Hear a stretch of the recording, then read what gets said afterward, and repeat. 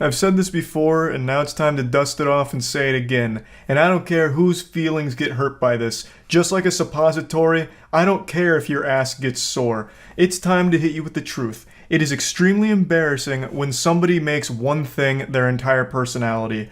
Whether that's being a fan of a show, being a fan of a band, or expanding beyond it. If you have like a shtick that becomes a meme, making that meme your entire brand and your entire life. I find that to be cringe. And the internet is, of course, a portal to cringe, so let's show you who I believe to be the most sad specimen when it comes to this phenomenon. Salt Bae.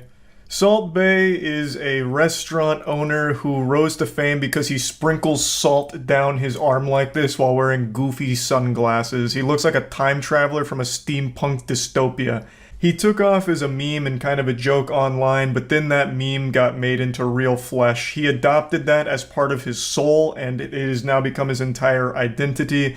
He translated all of that online buzz into real-world success, so his restaurants are actually quite popular, and they're known for extremely overpriced food, most notably this abomination. This is a steak wrapped in edible gold, and I think it looks truly awful. That shit looks like a poorly wrapped Christmas present, but what's even worse here is Salt Bae himself, the Santa Claus of meat.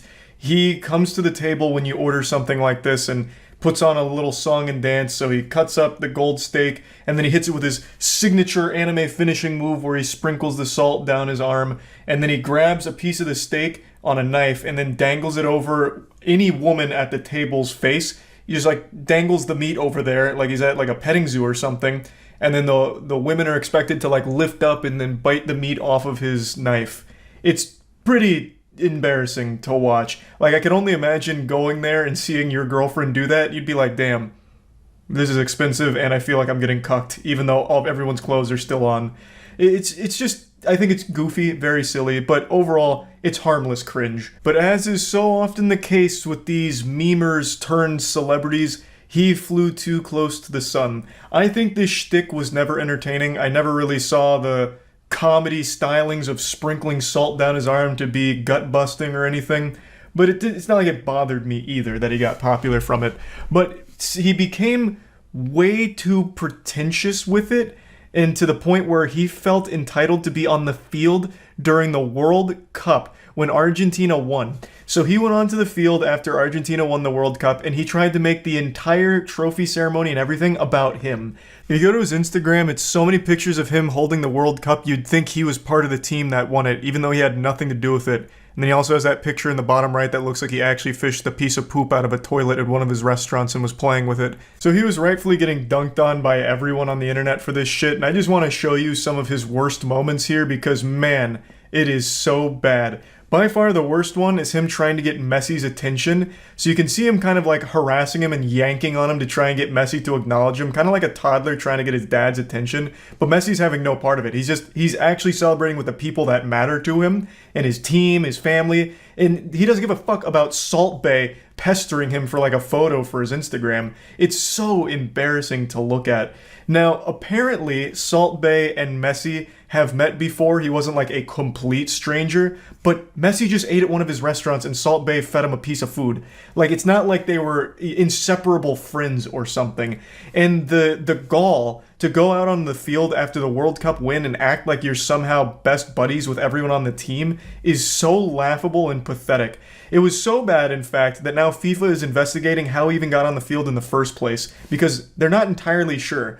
The leading theory is that he was able to get on the field because he's somewhat friends with the FIFA commissioner, like the head of the FIFA org. So that's the leading theory, but even that's not 100% certain from what I've read. But yeah, let's take a peek at some of those videos he filmed because, man, they're classics.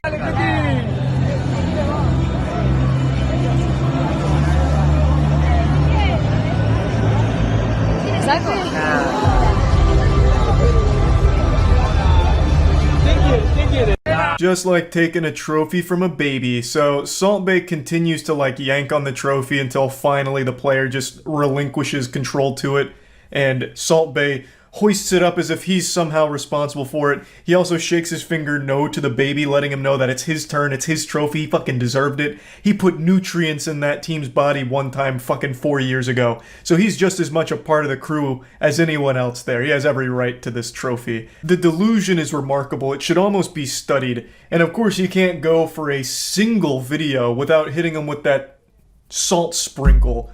Because man, that's so good. It's so iconic even, man. You can't get enough of that one.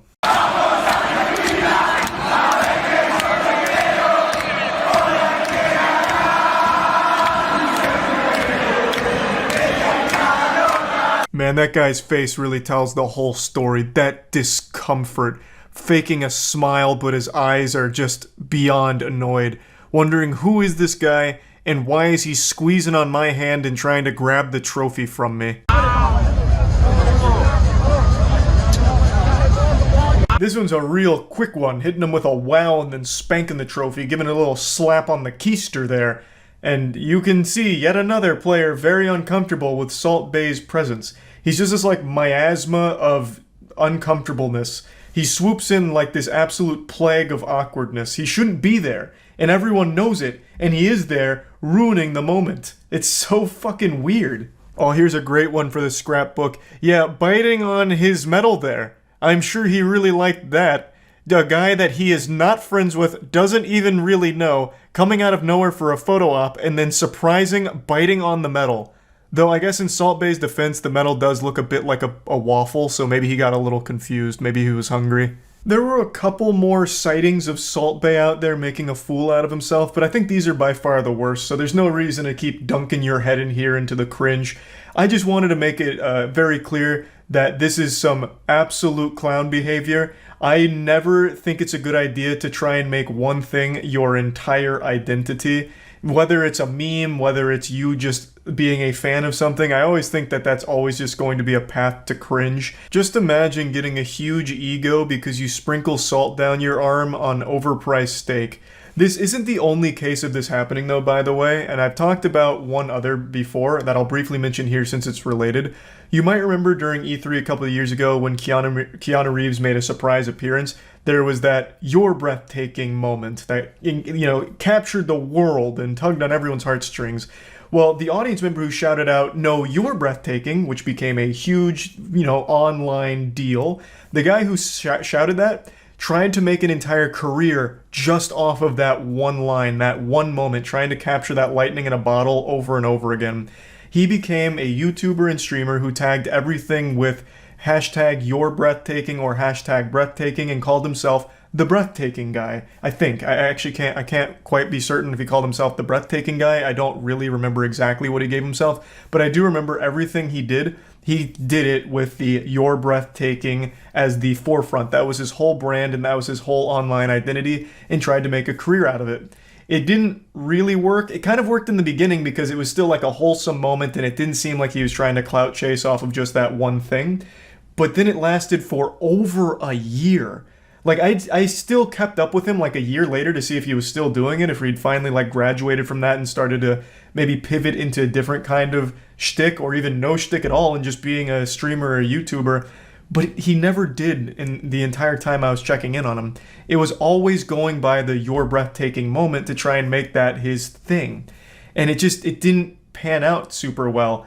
Last I saw, he was streaming to about like 10 viewers at the time.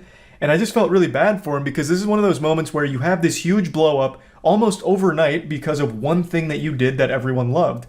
So you want to keep doing that because everyone loved it, but then you wear it out. It overstays its welcome. And then eventually you end up in a position like Salt Bae, where it's just kind of washed up, it's run its course, and now you just look silly for continuing to embrace it and continuing to try and sell that.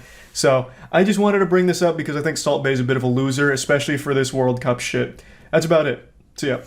Shitting on Fortnite content isn't brave. It's the lowest hanging fruit on the internet. The content is fucking abominable and we all know this. You have those incredible trends such as 1 kill equals 1 centimeter of my girlfriend's areola that I'll show on camera, doing Fortnite dances in real life while nude. Subscribe to my channel for a Ghoul Trooper skin, 10,000 V-Bucks, and a personal rim job from my mouth to your asshole. And then you've got conspiracy theory videos like, is Area 51 actually just a cover for the Fortnite cube? Just absolute shit is what I'm getting at. So me shitting on it doesn't make me a hero.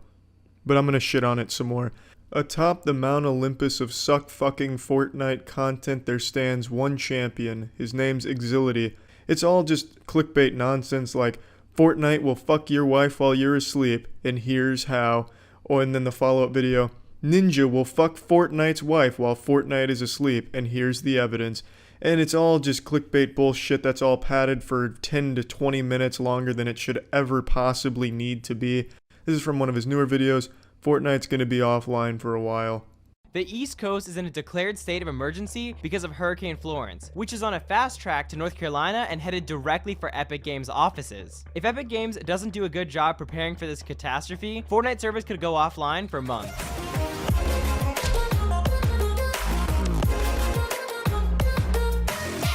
He makes it sound like Hurricane Florence was targeting Epic Games, like God himself created Hurricane Florence to demolish Epic Games and steal all of our V-Bucks.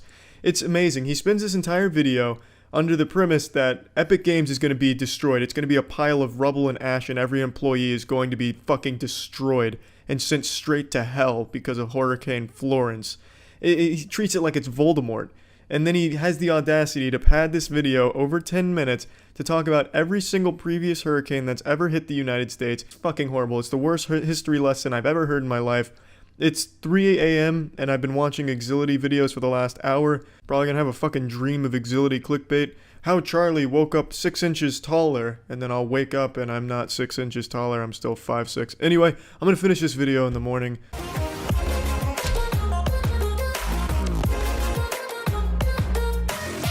It's not a Fortnite YouTube video without an obnoxious, shitty intro. And Exility's intro is like if Allier's intro fucked a children's electric xylophone.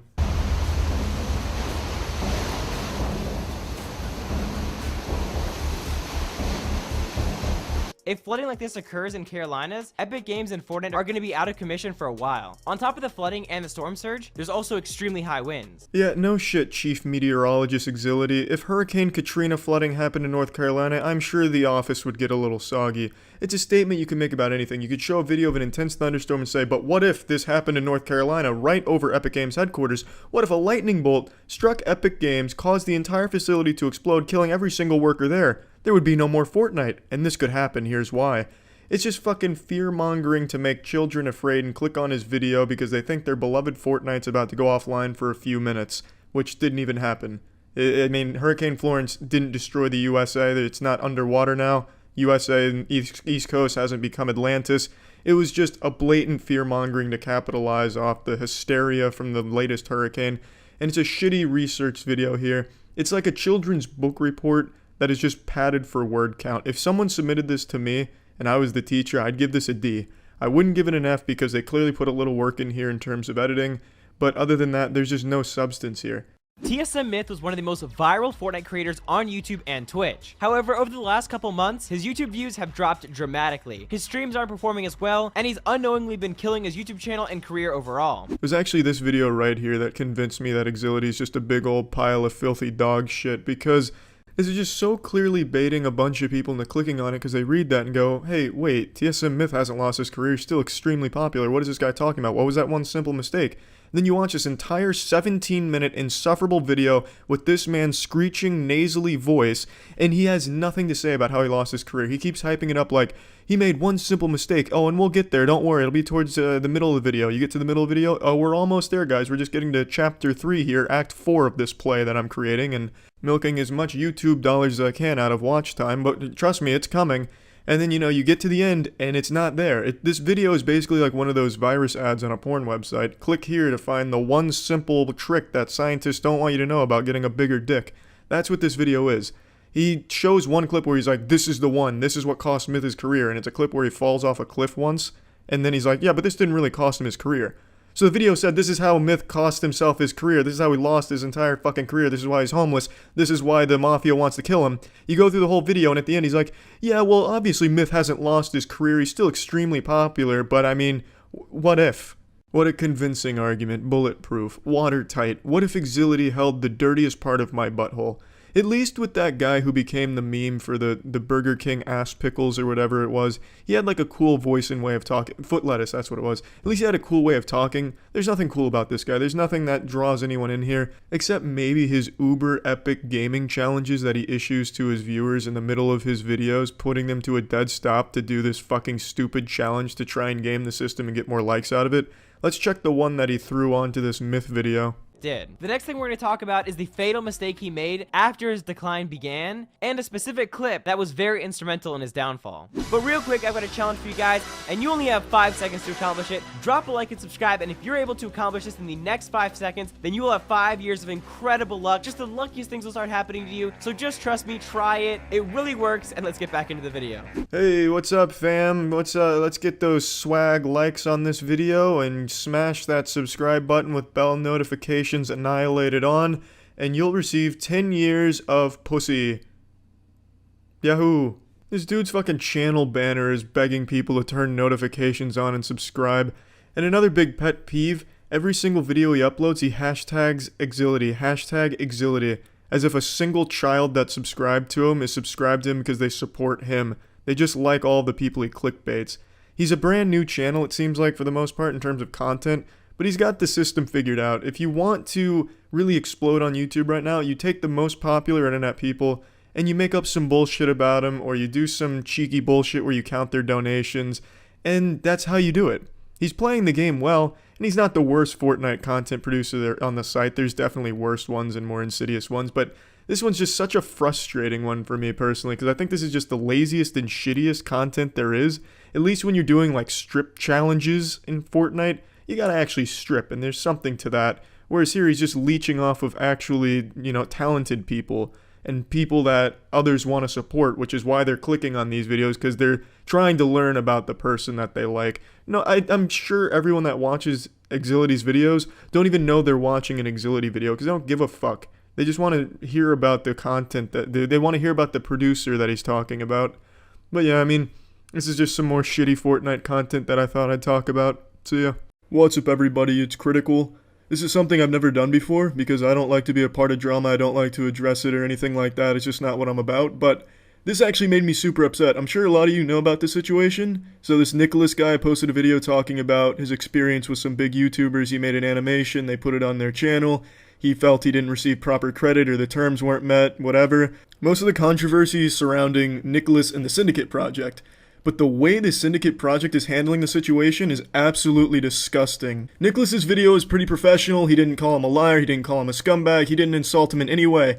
And then the Syndicate Project goes on this stream with this fucking slob there named Keemstar who's just shoving popcorn in his fucking face. And they're just insulting the guy. Relentlessly laying into this guy.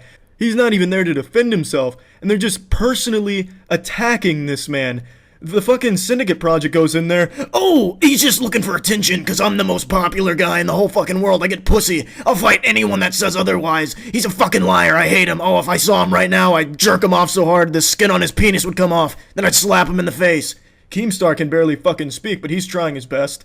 Sky Williams is in the call, but he's actually being pretty nice about it. He's just laying out the facts. But listen to Keemstar. Just listen to this shit. My girlfriend? Yes, it's the same fucking guy. I've literally doxed this dude and put his personal information out 100 times. It is. So now this homunculus is bragging about how he doxed and gave away the personal info of a guy named the Futuristic Hub. I don't know about that drama. So yeah, then this man baby just goes on to brag about how he's a hero and fighting the good fight because he doxed and leaked the personal info of a man who didn't want it out there. And then he goes back to eating popcorn because, I mean, what else is he gonna do? And then they had the audacity to call Nicholas a coward for not joining this call.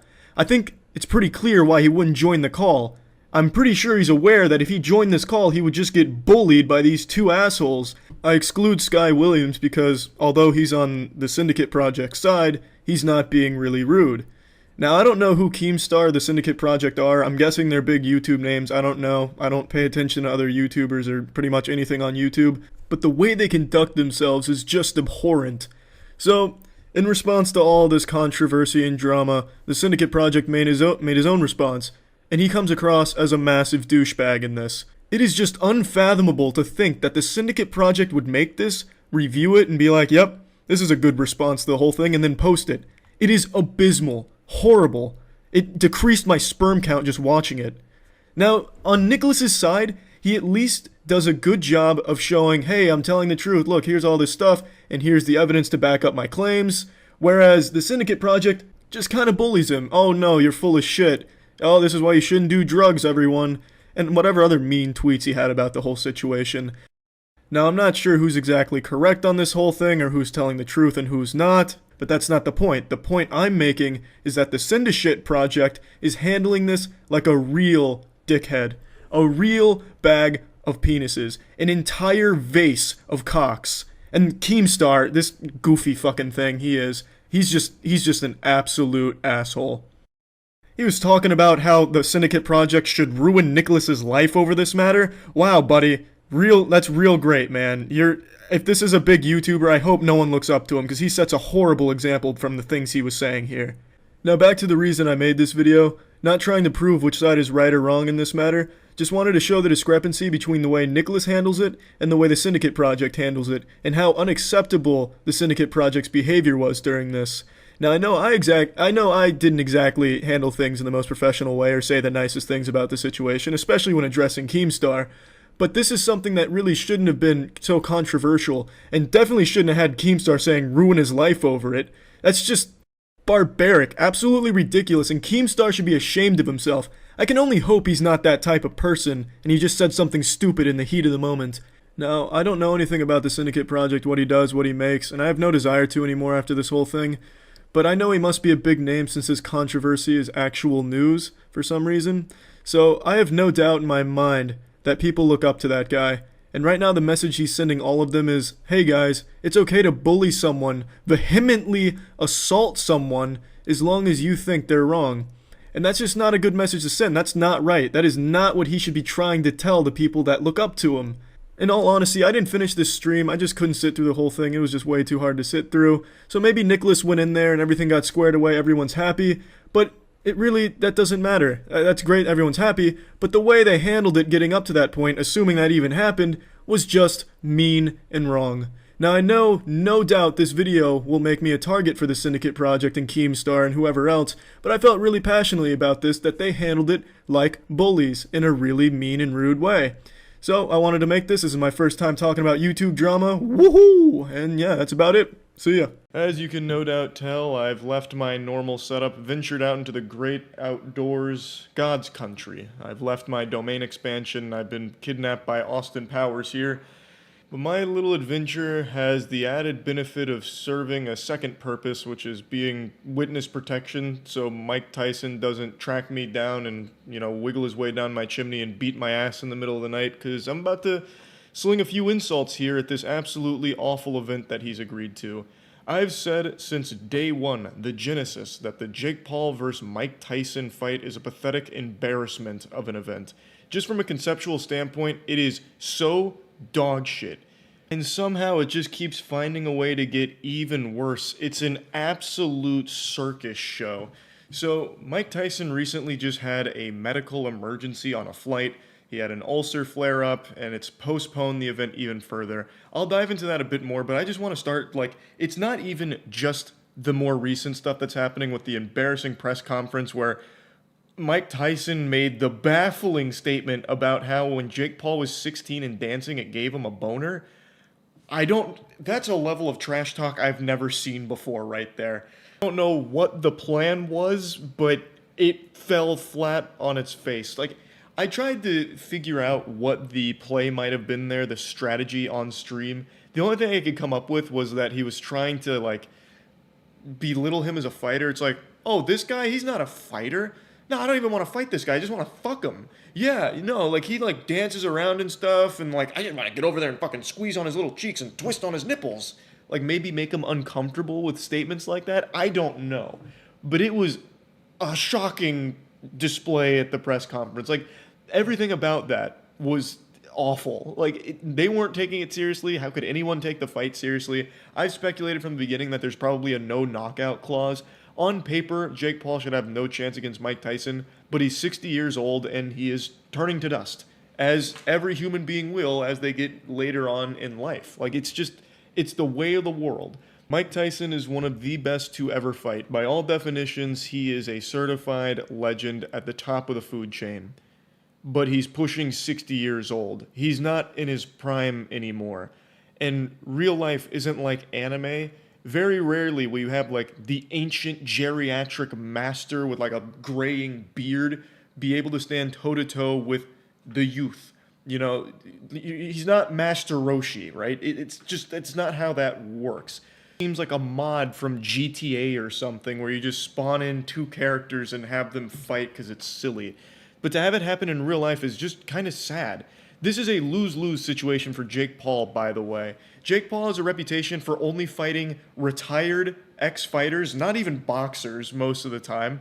He's fought one boxer and lost, and now he's once again just going back to just fighting an old guy who has retired.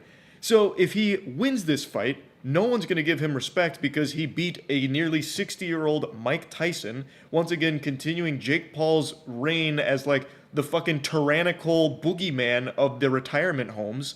And if he loses to Mike Tyson, he's going to get clowned on endlessly for losing to a nearly 60-year-old man. It's fucking stupid. It's just the most blatant cash grab off of two names, because Jake Paul still has somewhat of an audience, and Mike Tyson is still one of the biggest names in sports history, so he's obviously going to bring in a big crowd that just likes to watch him fight or do anything, really.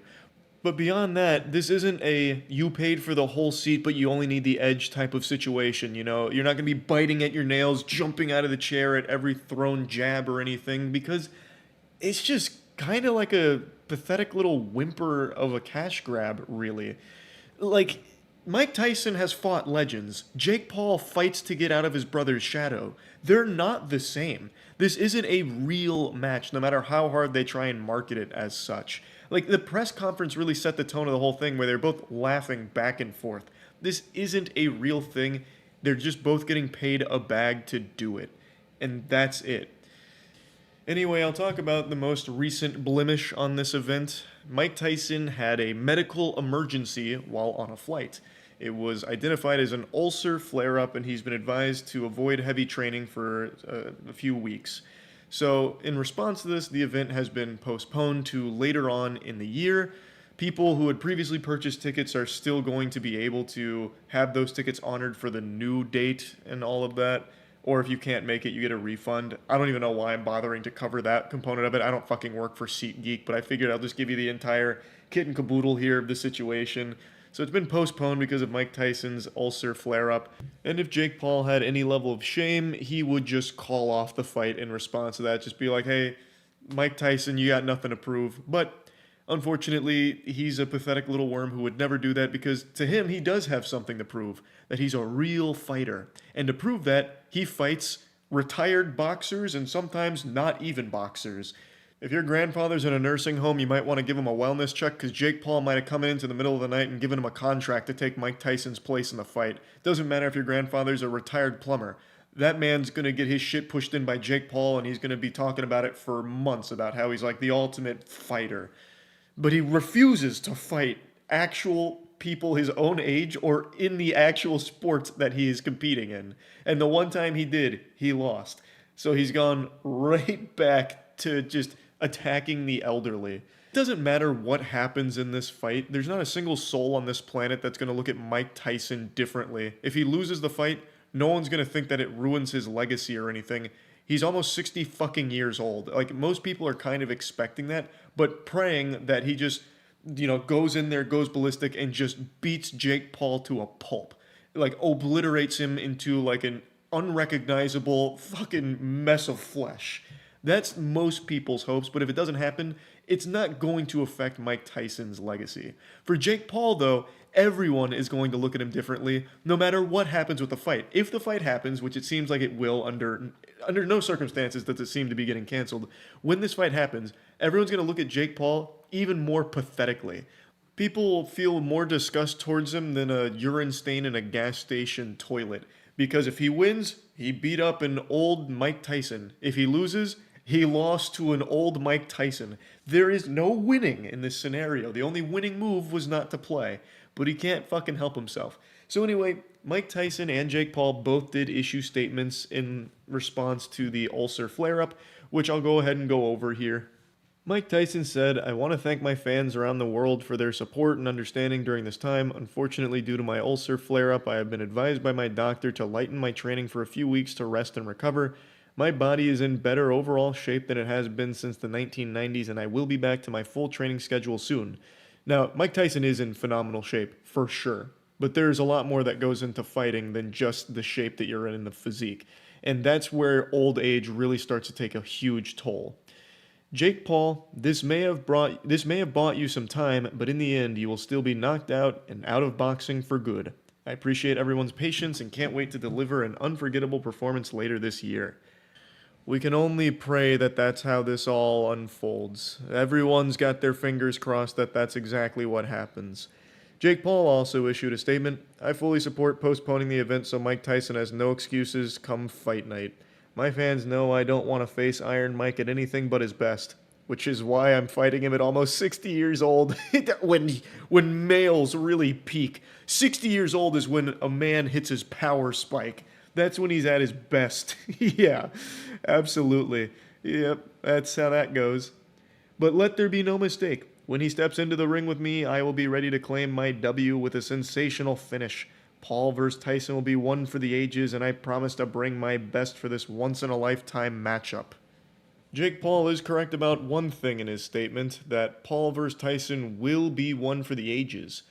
It'll be looked upon for years to come as one of the worst examples of boxing ever displayed, a grim reminder of just how bad and corrupt it can get and how greedy it can become.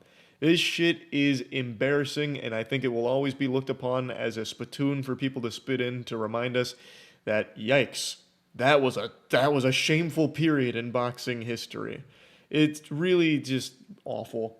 And I just wanted to talk about it a little bit in a video because of the most recent medical emergency for Mike Tyson. So anyway, that's really about it. I don't think I'll be watching it. I never really do. I just catch the Twitter clip highlights to figure out who won, because it's a waste of time watching a Jake Paul fight. I'd honestly rather be listening to like a fucking 5-hour lecture on the Krebs cycle from my old university professor. That shit is just boring from him. So that's really it. So yep. Hey, it's that magical time again where we have a nice little heart-to-heart and go over criticism that gets made about me. I've said this for a long time, but I think it's extremely important for people to be open to criticism and reading it, learning from it, and just being like a little sponge, taking it all in. I just feel it's an important part of development as a human being. Locking yourself in a bubble, just trapped in an echo chamber, I just think is bad. There's no real benefit to just only seeing meat slobbery other than just your own ego. So I always try and at least see what people who don't like me are saying and like what all the criticism is. It's something I do every couple of years. I make a video on this subject, and I feel like it's crucial to becoming a stronger man, puts some more hair on my chest and chisels out my jawline a bit further. So what ends up happening is I always get locked into these boxes in people's perspectives. And it's the reason why I only do this every couple of years, because those boxes subtly change over time. So when I first started doing these, the box that I was confined to was the React streamer, the reaction channel, the React Andy only YouTuber. Then it became the sex toy YouTuber and nothing else. And now the current anime arc that everyone says for me is that I'm the drama streamer / YouTuber.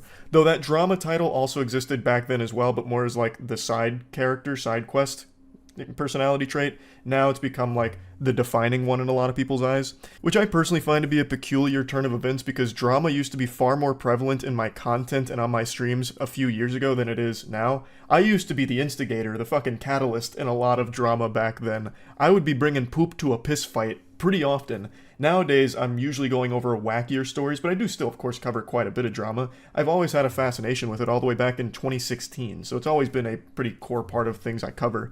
But it is odd to see that that's now like the main label people give to me. But anyway, let's go ahead and start diving into these things a bit further. So if you're ever trying to feel bad about yourself, go on Reddit or Twitter. It's the most effective way of immediately feeling pretty shitty. So in the land of the narwhal baconing at midnight, there is no traction on any posts about me unless it's shitting on me, making things up about me, or just generally insulting me for a variety of things. So those are the posts that float to the top and I see. So I've got kind of like the main bullet points from most of these posts, and I want to address them. Last time I did this kind of video, I did pull up some of the Reddit posts, but people accused me of trying to lead a hate brigade against the people that didn't like me, which of course I've never done ever, so I don't know why that accusation got tossed out, but I'm not trying to roll around here in the mud and give any kind of bad impression on what this video is supposed to be about, so I'm just going to give you the main points that get tossed around here.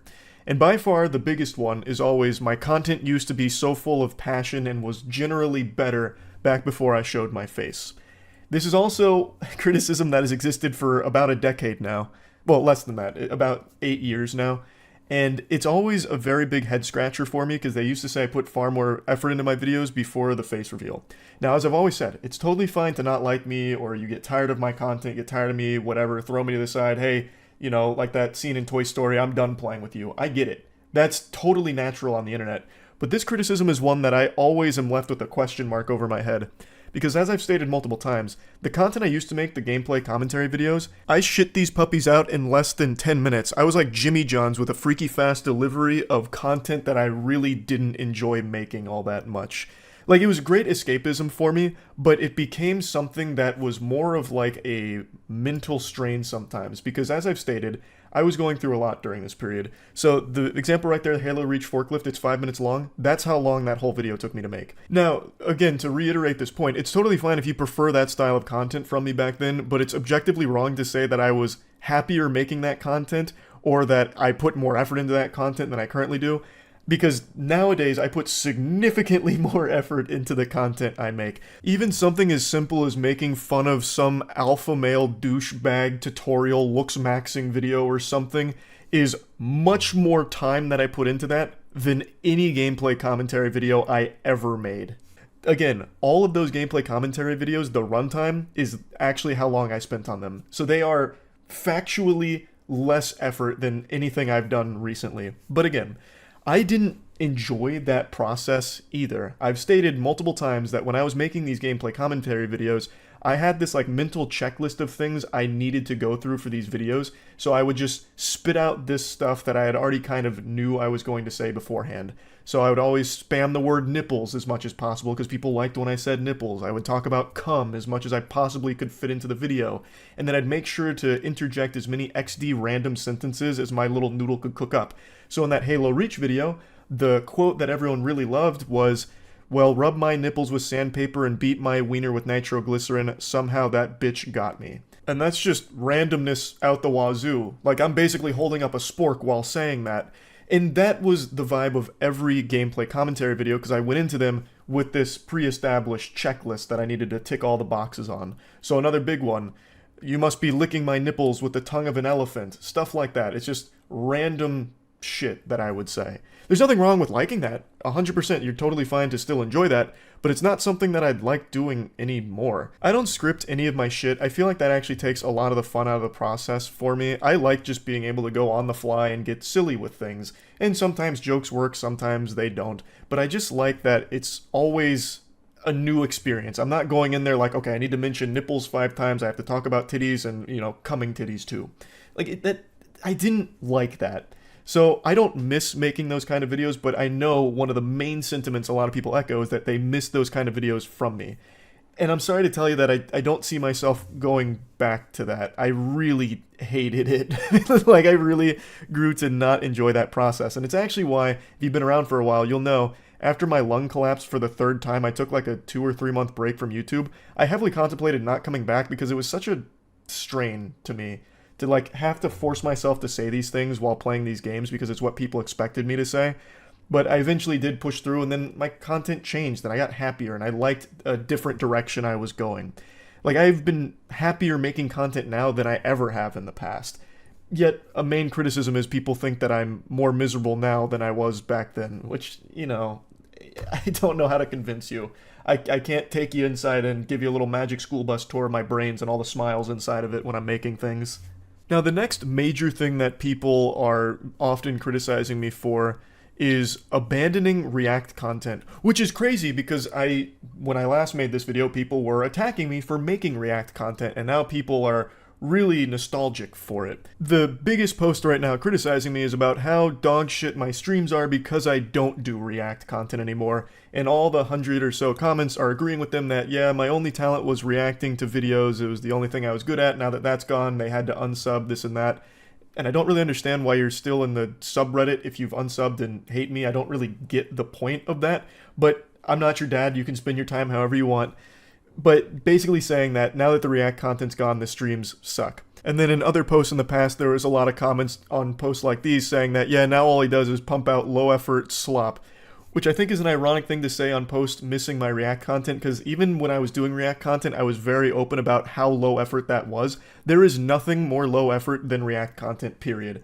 And even the biggest reactors on the planet will agree with that sentiment, and yet for some reason they're saying that that was higher effort content and higher quality, which I think is a little weird. Even like the drama content I make, like the Niji Sanji video I made a few days ago, that was multiple hours worth of research to get all of the information and learn about it, so that's already more than any React video ever made. So I used to be big into reaction content. Most of my streams on Twitch for the longest time were just watching other people's videos and making jokes about them with the chat during it, and I would upload those to my channel from time to time. And I did that for quite a long time. And over the last year and a half, I completely stopped doing it. I really had my whole perspective changed on it with all of the discussion around this topic, and I just didn't feel right doing it anymore. I didn't like the idea of taking other people's, like other YouTubers' content and just watching it in full on my channel and then even re-uploading it or uploading those highlights to my channel. It just rubbed me the wrong way because I saw that there was a lot of YouTubers making very valid points against that practice, that it is basically stealing from them. And there's plenty of like outliers you can point to where a YouTuber or streamer is reacting to someone else's content and it actually helps that content creator grow. There's plenty of cases of that happening, but it's not the norm. Let me give you an example of something. I watched a masterpiece of a speedrun documentary on stream once about the history of the Hobbit speedrun. And I made 2 videos on this react. I broke it up into 2 parts because it was a really long video that I thought was just amazing. So I highlighted it into 2 parts. And the 2 videos I made from this react that were just highlighting the most hype moments got more views than the original work itself, and the creator that actually put in all the hard work, all the blood, sweat, and tears to craft this magnum opus, which is almost 3 hours long, almost as long as one of the fucking Lord of the Rings movies itself, didn't see much benefit. If you look at the social blade here, you'll find that when I uploaded these 2 reacts, which I was praising the shit out of this work and highly encouraging people to go show support to the creator, he only got 2.7k subs from that. And if you look at his monthly gained views, you'll see that the 2 big spikes came before I reacted to the video, and then many months after, when it found its way organically into the YouTube algorithm. My reacts had no noticeable effect on it, and may have even had a detrimental effect because it was clearly growing before I reacted to it.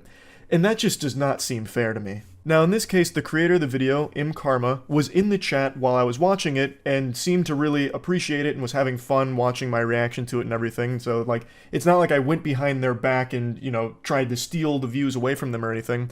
But even with permission, it's not like Karma saw a whole lot of upside to my react to it, other than, of course, just spreading word about this game that they love and the speedrun they love. But aside from that, their channel didn't really see a whole lot of benefit from it. And even still, it's just not really a fair transaction either. 90 to 95% of smaller content creators that have their work reacted to probably won't see any kind of benefit at all for it. Yes, their work got shared to more people, yippee yahoo, but that isn't always going to translate to success for them, or those eyes aren't going to go to them for the original most of the time because they were fans of the person that was reacting to it, and now they just got the entire video fed to them. So there's just plenty of arguments against it where you're just taking other people's hard work and you yourself are gaining from it, and the person who actually made that doesn't see as much of a return. So I stopped doing React content because I never want to have a negative effect on the YouTube ecosystem, period. So I'm not going to be going back to doing that. The only thing I react to now are trailers and news broadcasts, or occasionally if there's like some kind of big story that has a video associated with it, I'll watch pieces of it. But now when I'm talking about a video on stream, like for example something about Chicken's video following the kick predator and exposing all of that, I watched it beforehand, so I was knowledgeable on the topic, knowledgeable about the video, and I talked about the video on stream as opposed to just watching it on stream. And I just feel like that's better for discussion as well, because then you already have all of the information and you can have a deeper discussion on everything to begin with.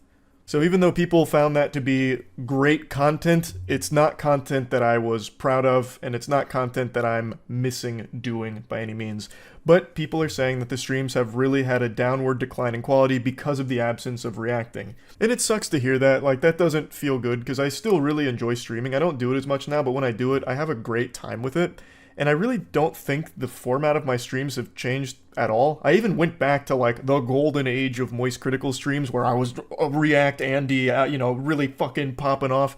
And it's still exactly the same format where I'm shooting the shit with chat most of the time, but instead of like watching another YouTuber's video on stream for a couple hours, I go through a variety of different stories that the chat is teaching me about, reading about them, learning about them in real time, or discussing a YouTuber's video that I've already watched in detail and encouraging people to watch the original. Like, it's still the same thing. The only thing that's different is I'm not watching that video and just taking the person's work and putting it on my stuff.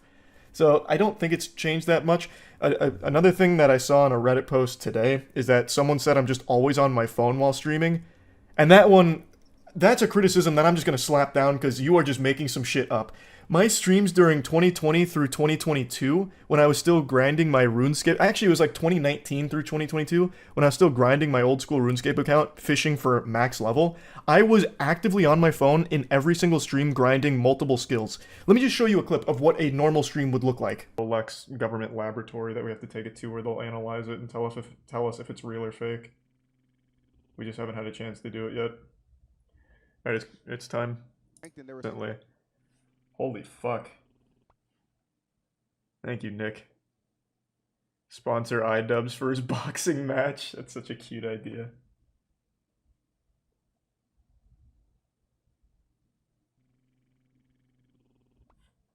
Riveting stuff. I would do this for pretty much every stream during these grind sessions, where I was more preoccupied with maxing my RuneScape account, so I had my head buried in my phone, deeper than an ostrich buries its head in the sand during mating season, and I would just sit there fucking grinding, and then I'd throw on a YouTube video, I'd still just be like grinding on my phone, I'd miss some things from the video sometimes, so I'd have to rewind it. My head was in my phone so much more during that period than it ever has been since. And I don't know where this criticism came from, because I am barely on my phone now. The only time I go on my phone is if there's an occasional text message that I forgot to respond to, or if someone messaged me about something important. I'm barely on my phone, so I don't know where that critique is coming from. That one is just wrong. I'm going to tell you you're wrong for that one. Now, I feel like I need to keep reiterating this here, because maybe I'm starting to sound like combative or something, and that is just not what I'm aiming to do here at all. It's totally fine to not be enjoying my recent content or recent streams or something. Tastes change. I get it. At some point, you stop enjoying certain things. It's totally natural and totally understandable. I'm not upset about it. Like, sometimes reading the things hurts, but I get it at the end of the day. And there's nothing wrong with criticism, which is why I go out of my way to read the criticism and talk about it. And I'm just giving it my perspective here on all of this. So, for example, another thing that comes up is people are tired of me doing so much, coverage of things during streams or hanging out with chat as opposed to gaming as much. Now, I do think I haven't done as much gaming as I used to, because I used to do more, long-term shitty gaming, where I'd play a shitty game for longer than I currently do. Nowadays, when I do a bad game night, I'll usually just play, half of a game, or sometimes not even half of a game, whereas back then, I used to just fucking full steam ahead finish those games that I wasn't interested in, force myself to. And I just felt like that didn't make for good content. So a game I didn't like that I was forcing myself to finish, I thought would probably be a big turnoff for a lot of viewers, they weren't enjoying it. So I stopped doing that over the last year, where if there is a game that I either lost interest in or just didn't feel like finishing, I wouldn't force myself to. Though the consequence of that became even games that I liked playing, such as Armored Core 6, I never finished on stream.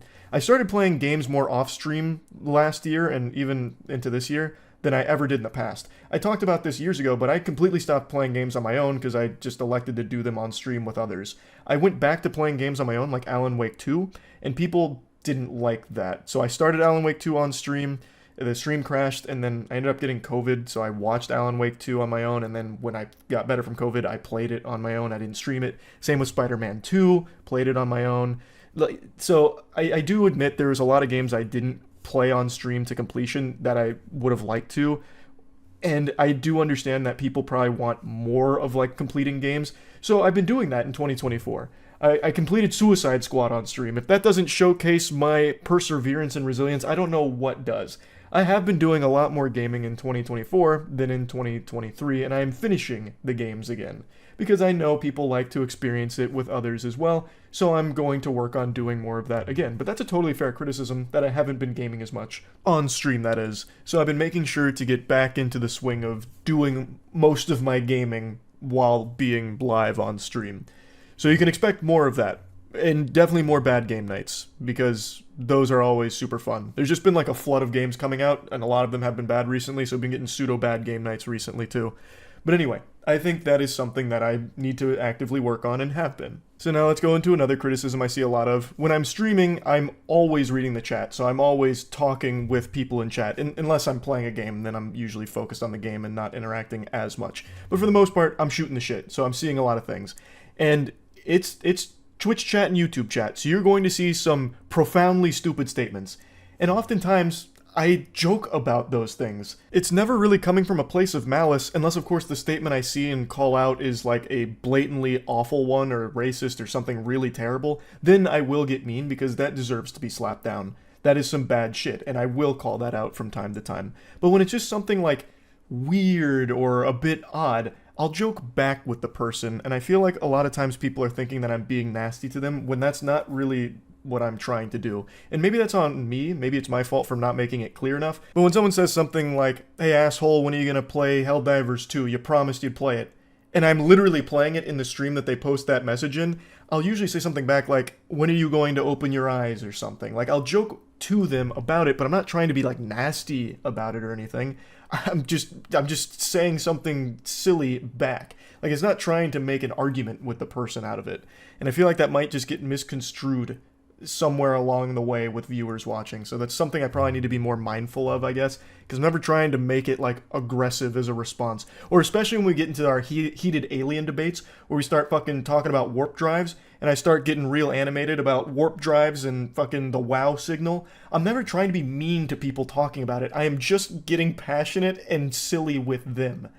And I guess that's just getting lost in translation somewhere along the way.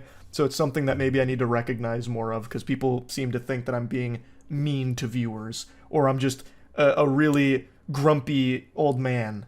Another thing I see pop up a lot is how lazy I've become, where I post stream highlights now more often than I used to, which again I think is factually wrong, because if you remember the old React Charlie era, almost every video I'd post every day was a React video from stream the previous night.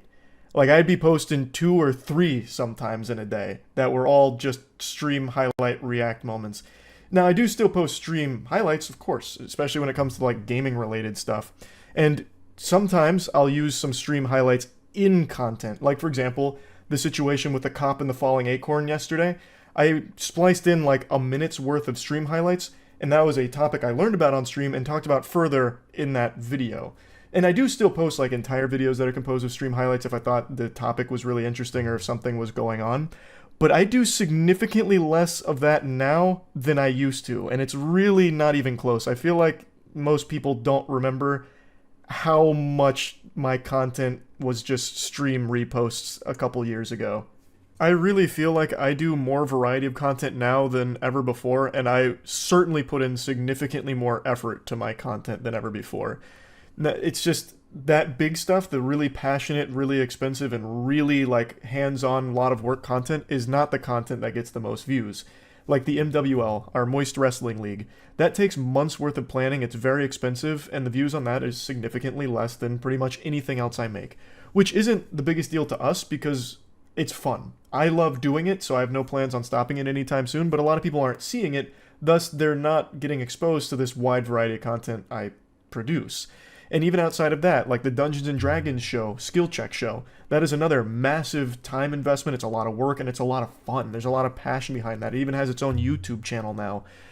Music videos, again, another thing that I'm super passionate about, have been for a long time, but again, the views on that, much lower than anything else, so most people aren't seeing it. And even just like simple one-off videos like learning to dance, like where we brought out a dance instructor and we spent a few hours trying to master shuffling, which is something I've wanted to do for a long time, not super popular. So a lot of these things, this wide variety of content that I produce, isn't the ones that are popping off. So people aren't seeing it, thus they keep thinking that I'm only doing either stream highlights or drama because that's all they're being exposed to, or that's all they're choosing to click on. Which isn't, again, it's not the biggest deal in the world, but yes, it does make me a little upset that people are saying that I'm only this one type of content creator, when really, I'm really proud about the wide variety of things that I make, because I love doing that. Like, I have 2 comic book series, Godslap and Plague Seeker. Godslap might be getting a theatrical feature film within the next couple years. I can't blow the lid off that too big here, but just been cooking up so many massive projects. There's another huge project that I'm going to be revealing to all of you pretty soon that I'm super excited about. Like, there's just, I really feel like this wide variety of content I produce is, it makes it so nothing's ever just like a one track on this channel, where it's not just like one type of thing. It's not just always gaming. It's not just always news. It's not just always drama. Like, you never really know what to expect. And I think that makes it really fun. I love doing that. Just constantly keeping things fresh, like tier lists, really weird one-off things where we're trying olive oil ice cream, which is a downright scam. Just all kinds of different shit. So it does hurt when people say, like, Charlie's only a drama content creator, or a couple years ago, all Charlie does is play with sex toys for videos or whatever. It doesn't feel good. Like, I'm not going to pretend.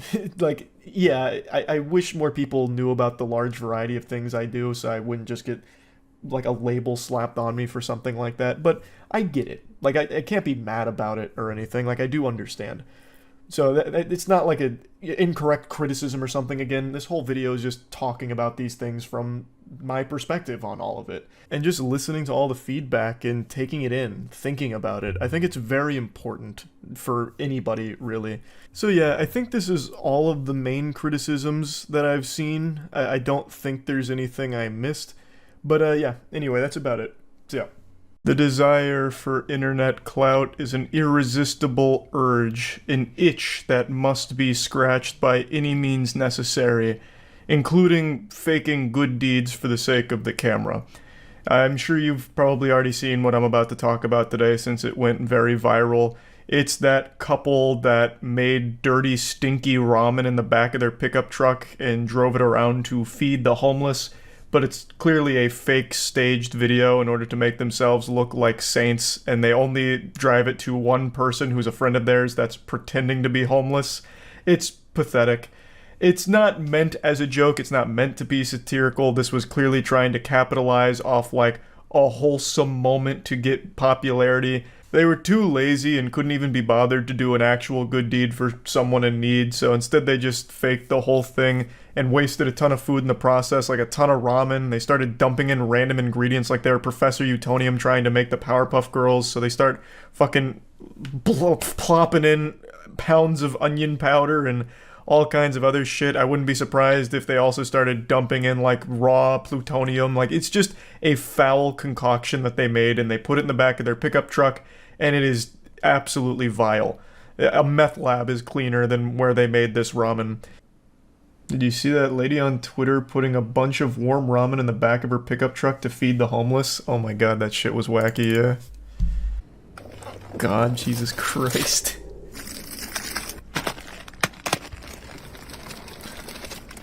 So the idea here was to be Meals on Wheels and feed the homeless with some ramen in their pickup truck. Such a good idea too, by the way. That's gonna make sure the ramen's nice and flavored with that beautiful fucking asphalt. She puts that on her feet to protect her points. See, she's trying to get like those what a great person kind of shit going. But it's obviously a terrible idea, one. And two, she doesn't even actually feed homeless people with it. She has one of her friends pretend to be homeless and eat out of it like a fucking pig at a trough. Like, it's just embarrassing. It's so fucking cringe. He's putting his heart and soul into this performance. Need cash. Lounging on a pile of rocks. Because all homeless people choose the most uncomfortable places to lay down, obviously. If they're not laying on rocks, they're laying on broken glass. So, You know, they found a real homeless person in the wild here. Man, you hungry? Here you go, man. Hey, can I have a second bowl? You want a second bowl? Oh, please. Bless your heart. Hey, bring of it course to you friend if can. you want, man. Hey, do you have some money we should give him too? You know, let me look. Money? Didn't you just say you didn't have 20 bucks? You lied to him. Hey, and I know your hands are full, but I also want to give you 20 bucks. So here, I'll just put it in your pocket. There you go. Enjoy the noodles. Thank you. Have a good day. Hey, wait, no, I want to watch you take a bite. Come on. We worked hard on that Hey. pickup truck ramen. Oh, fuck, I didn't remember him actually eating it. He spit that shit out and violently puked, I bet. Just, you know, sometimes it's the little things, the good deeds from the good people, like this woman and her husband. To stage a feeding the homeless video for some TikTok points, you gotta love it. I was actually wrong. This wasn't done for TikTok clout. It was actually done for something even more meaningless. Facebook attention. Facebook updates and page likes.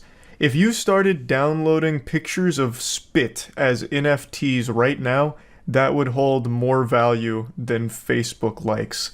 And that was the whole motivator here. This was posted by a page that's notorious for posting absolute garbage trash. And in their bio, they do state that some of the content they post is staged, this clearly being an example of that. I'm not going to say the page's name because this is clearly just a play for attention regardless. But it doesn't change anything about the situation here. Staging this brain-rotted garbage is at worst misleading and deceptive to the Facebook audience of 70-year-old geriatrics that believe it's real, and at best, just turbo cringe. This shit is just still fucking embarrassing to watch no matter how you spin it. So yeah, I just wanted to briefly talk about it and show you what all the hubbub is about with this food truck ramen delivery service, or lack thereof, I guess. And that's really about it. So yeah. Big drama with Alan Ritchson over the last couple of days, and it's one that I've actually been paying attention to. I've had my finger on the pulse of it. Most people know him as Reacher. I will always know him as Thad Castle from Blue Mountain State, baby. I still remember being in college watching that in the dorms.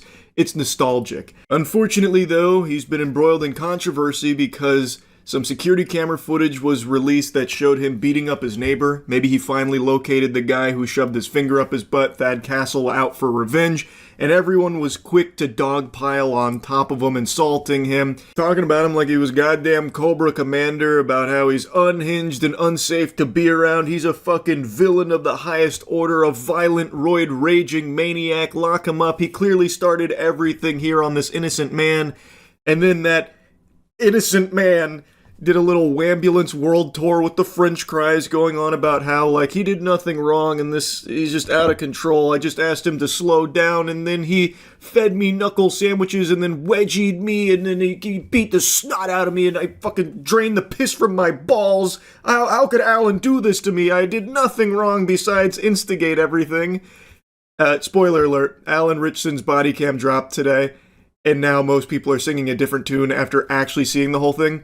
So, shocker, the security camera footage that only picked up right when Alan started beating his neighbor leaves off what led to it. And now that the full thing's out there, it's painting a very different picture on what unfolded during the situation. Before showing you the body cam, let me show you Ronnie Taylor's interview here, where he immediately tried to capitalize off everything that happened. It started on Saturday morning and I'm an experienced motorcycle rider. I've been riding bikes all my life. So, you know, from dirt bikes to street bikes and etc. But I'd heard this incestuous revving and speeding through our neighborhood of the motorcycle. I eventually saw the guy on Saturday. I didn't know who it was. And I sort of like flippantly sort of said, "Guy, like he was quite a way." And I said, "Can you just slow it down, please?" Everything that he's vomiting out here, all this spaghetti, turned out to be a load of hooey, which you're going to see in the body cam.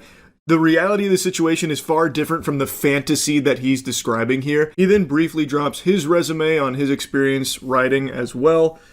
But I have to call into question that. I have to get you with the Phoenix Wright objection there. Like, he does have a bike, and you can see it in the body cam. But I have to wonder if he ever even rides it around or if he just licks the fucking tires clean as part of a fetish or something. Like, that's his experience with motorcycles. Because, like, he talks about them as if he's the preeminent expert on them. Like, oh, based on the sound and all this incessant revving, I knew that he was going extremely fast. I had seen him going extremely fast, this and that. But then in the body cam, you can see how fast he's going. It's in plain view. Alan Ritchson never goes over 21 miles per hour. That's under residential speed limits in most places. Like around me, it's 25. He's not zipping around at crazy speeds. So does Ronnie know motorcycles at all? Or was this guy just looking for trouble and now he's out here lying?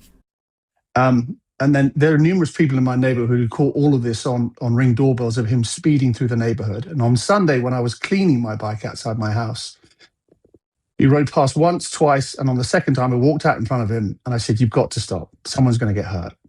And it escalated quite quickly from there. I did push him because he was coming towards me on his bike. He did it again for a second time. I pushed him a second time. And I think the second time he got off his bike and it kicked the crap out of me. And you can see he hit me in the back of my head. I went to the ground and covered myself. I've had such a shitty day today, and I don't wish the guy any malice or ill will, but we just don't need people riding through neighborhoods like this. And I just decided, I'm take a stand because someone else has to, because it's going to end up way worse than it could. What a patriot. He really did take a stand. And by stand, I mean fetal position on the grass after pushing Alan Ritchson multiple times after standing in front of his motorcycle while he was driving in order to cause Alan Ritchson to flip over the handlebars, causing an accident. Really, what a hero, Ronnie. So now let's look at the body cam.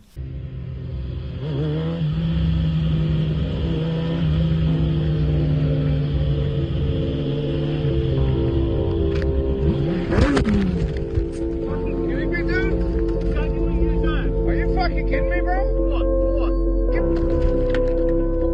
Stand in front of a fucking bike again, dude. But doing what?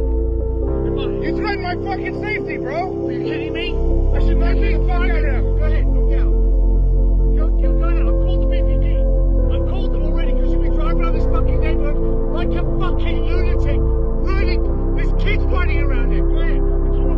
So you can see Alan, top speed in this was 22 miles per hour. Now, I guess it's possible he was going faster before the body cam footage starts, but I find that hard to believe because even after the whole altercation, there is like an extra minute of body cam showing him and his kids driving away on their motorcycles, and the top speed he gets to there was, I think, 30, which even then is still not like lunatic speed that Ronnie keeps claiming.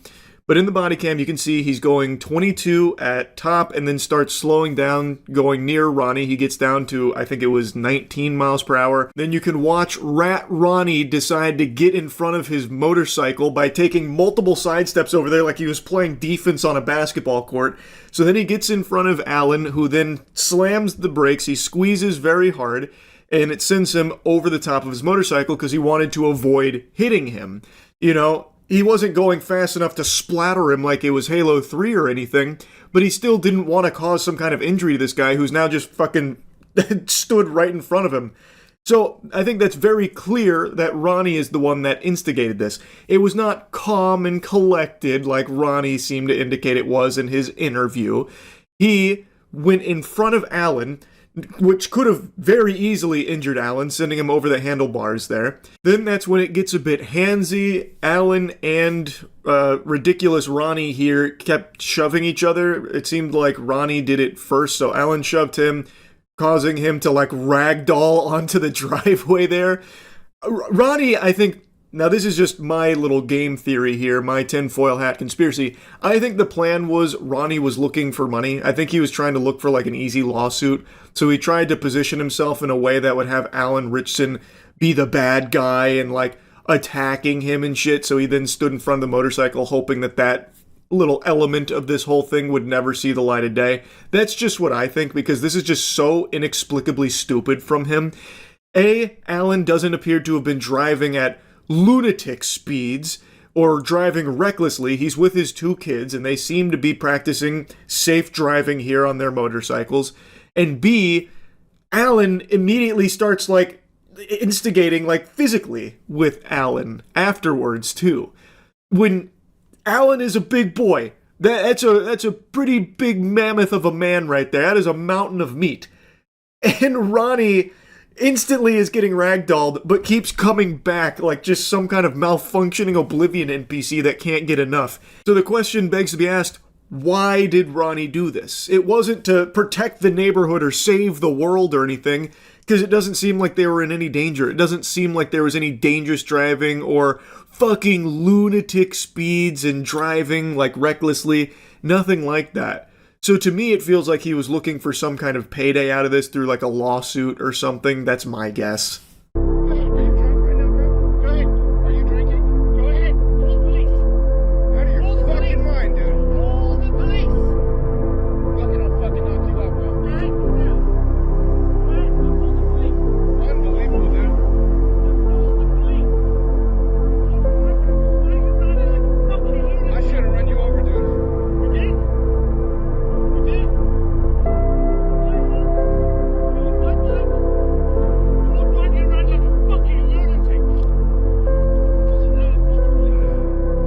Side note, I hate whoever put this music here. This is so cringe. I hate how in the modern day and age, a video can't just have like real audio anymore if it's a vertical video. For some reason, people just feel the need to put in this kind of trash Facebook music that they find. Why? Now all it does is make it hard to hear what's going on, and I can't find it with original audio. It is so annoying. Like yesterday, the story with the dogs, I couldn't find the original audio on that dog video because everyone that was posting it had to just keep putting music in it. It's so stupid, man. Just let the original audio ride. How rotted are people's brains? How poisoned are people's psyches that they can't just hear the real audio? They need music in the background too to stay stimulated. It's so cringe. I hate it.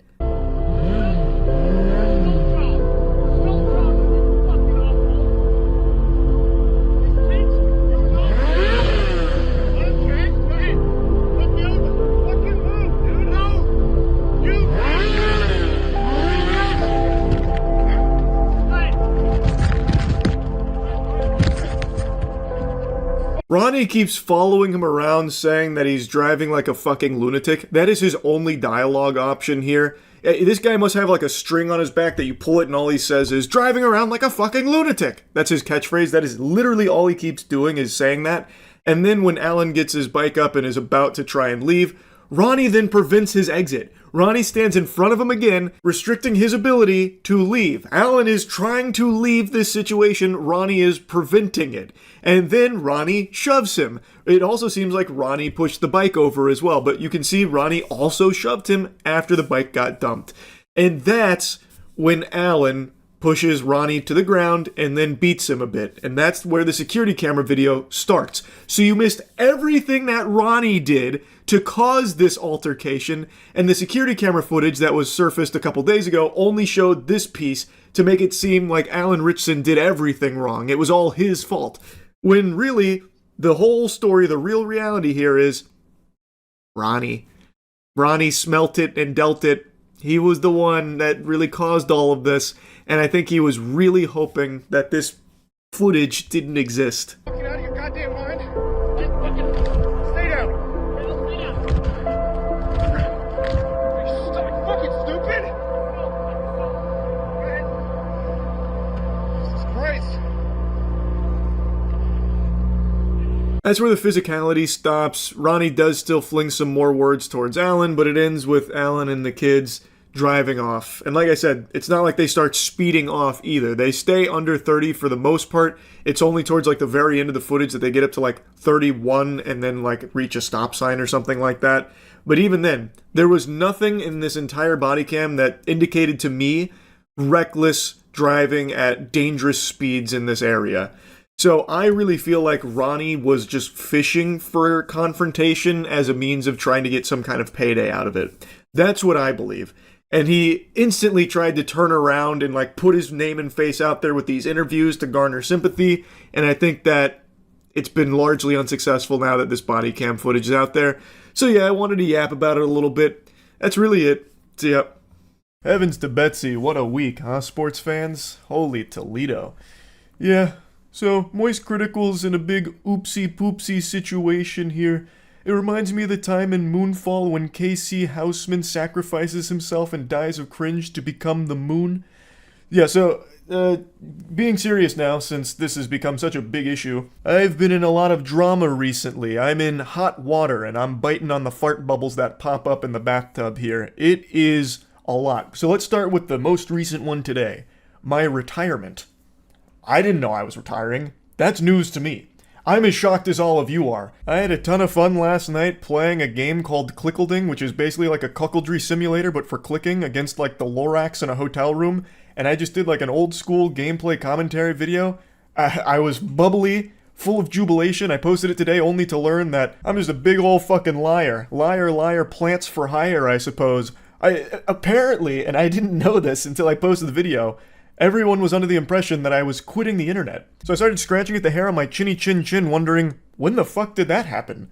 Was I sleepwalking? Do I have somnambulism? Is this some kind of like, Fight Club situation? But instead of like Tyler Durden, I have fucking Charles Turden here that's just making wrong announcements. It turns out the patient zero behind all of this was a post Jackson made announcing that I would be leaving the podcasts, which is something I thought about periodically for quite a few months now, mainly because I started to recognize that I was becoming the very thing I'd make fun of with being chronically online. Like, I just was always online, and the podcasts were a big proponent of that, and I just kind of wanted to scale back the amount of time I spend online, and I kept Jackson in the loop the whole time here about where my head was at, and last week I told him, hey man, I think this is going to be where I hang up the jersey, you can put it in the rafters, throw it in the dumpster, but I think I'm just going to be, sailing off into the sunset here and just reducing the amount of stuff I do online.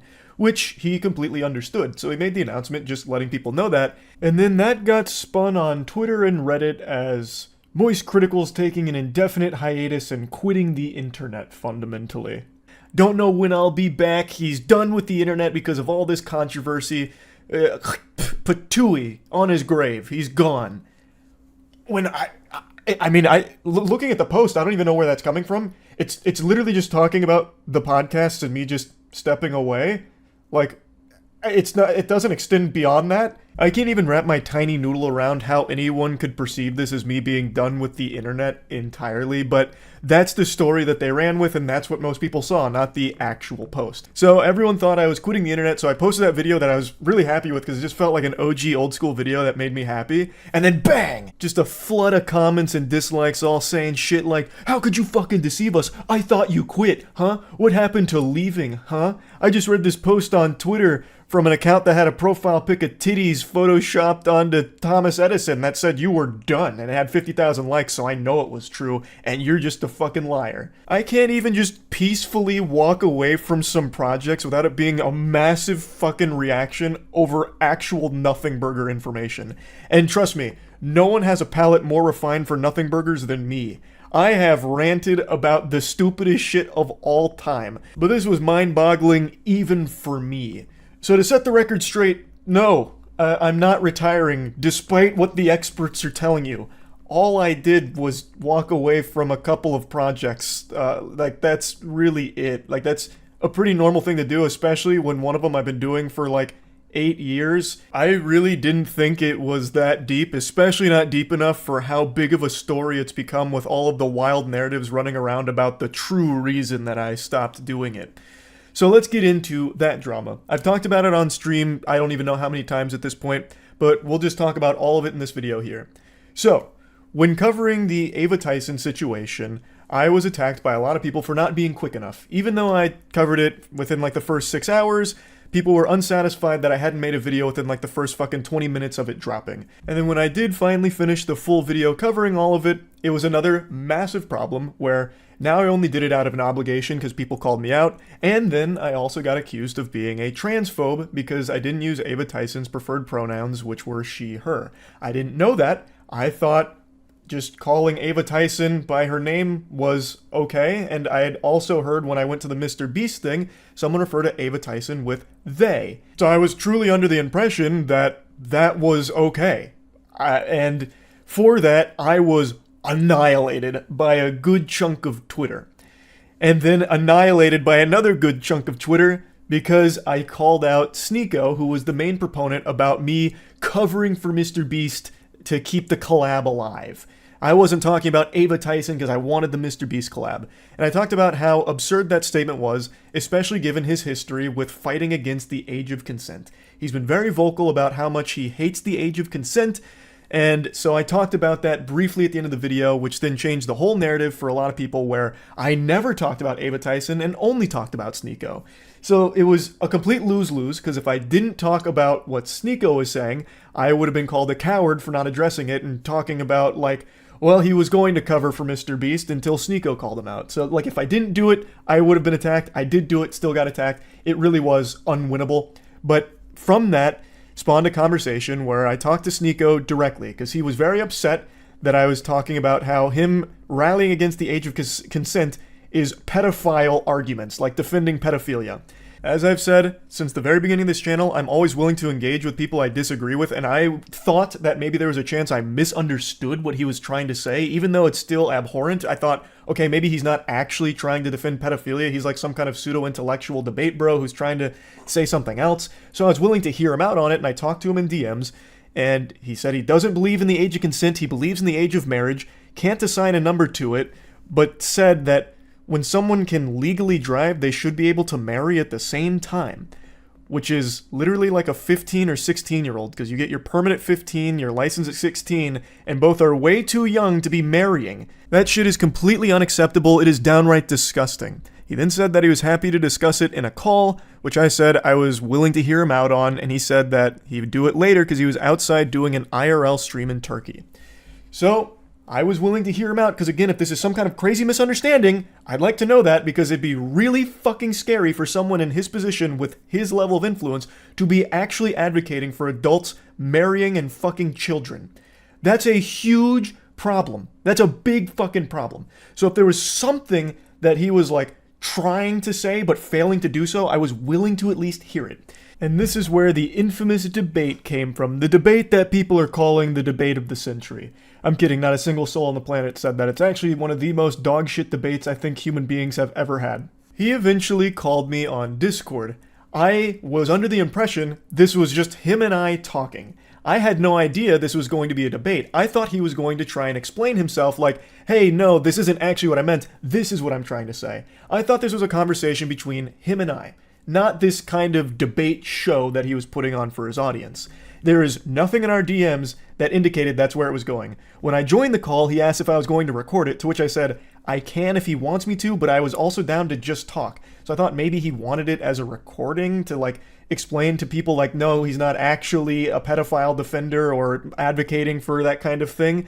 So I thought that is why he asked. I didn't know it was because it was being streamed. Especially because one of his last DMs was about how he's doing an outside IRL stream and he would call me after. To me that says when he's done streaming, that's when we'll talk, not as a part of his stream. I didn't know this was a debate nor a stream until about an hour and 40 into it, roughly somewhere in that ballpark. I am not a debater. I've never claimed to be one. I never want to be a debater. I've always said that I believe conversations are the most productive because debates always devolve into what side can score the most points by explaining their thought process, even if the position is wrong. Whereas a conversation is a very different thing to me. So I didn't even know that's what this was. So obviously, I was unprepared for a fucking debate. So I entered into the Thunderdome and we started talking. I made it clear that I found his statements on the age of consent and children marrying adults being fucking hideous. Absolutely revolting. And then he started arguing about, well, what is a child? We must define a child, you know. It's not actually being under 18. It's all a bunch of hooey.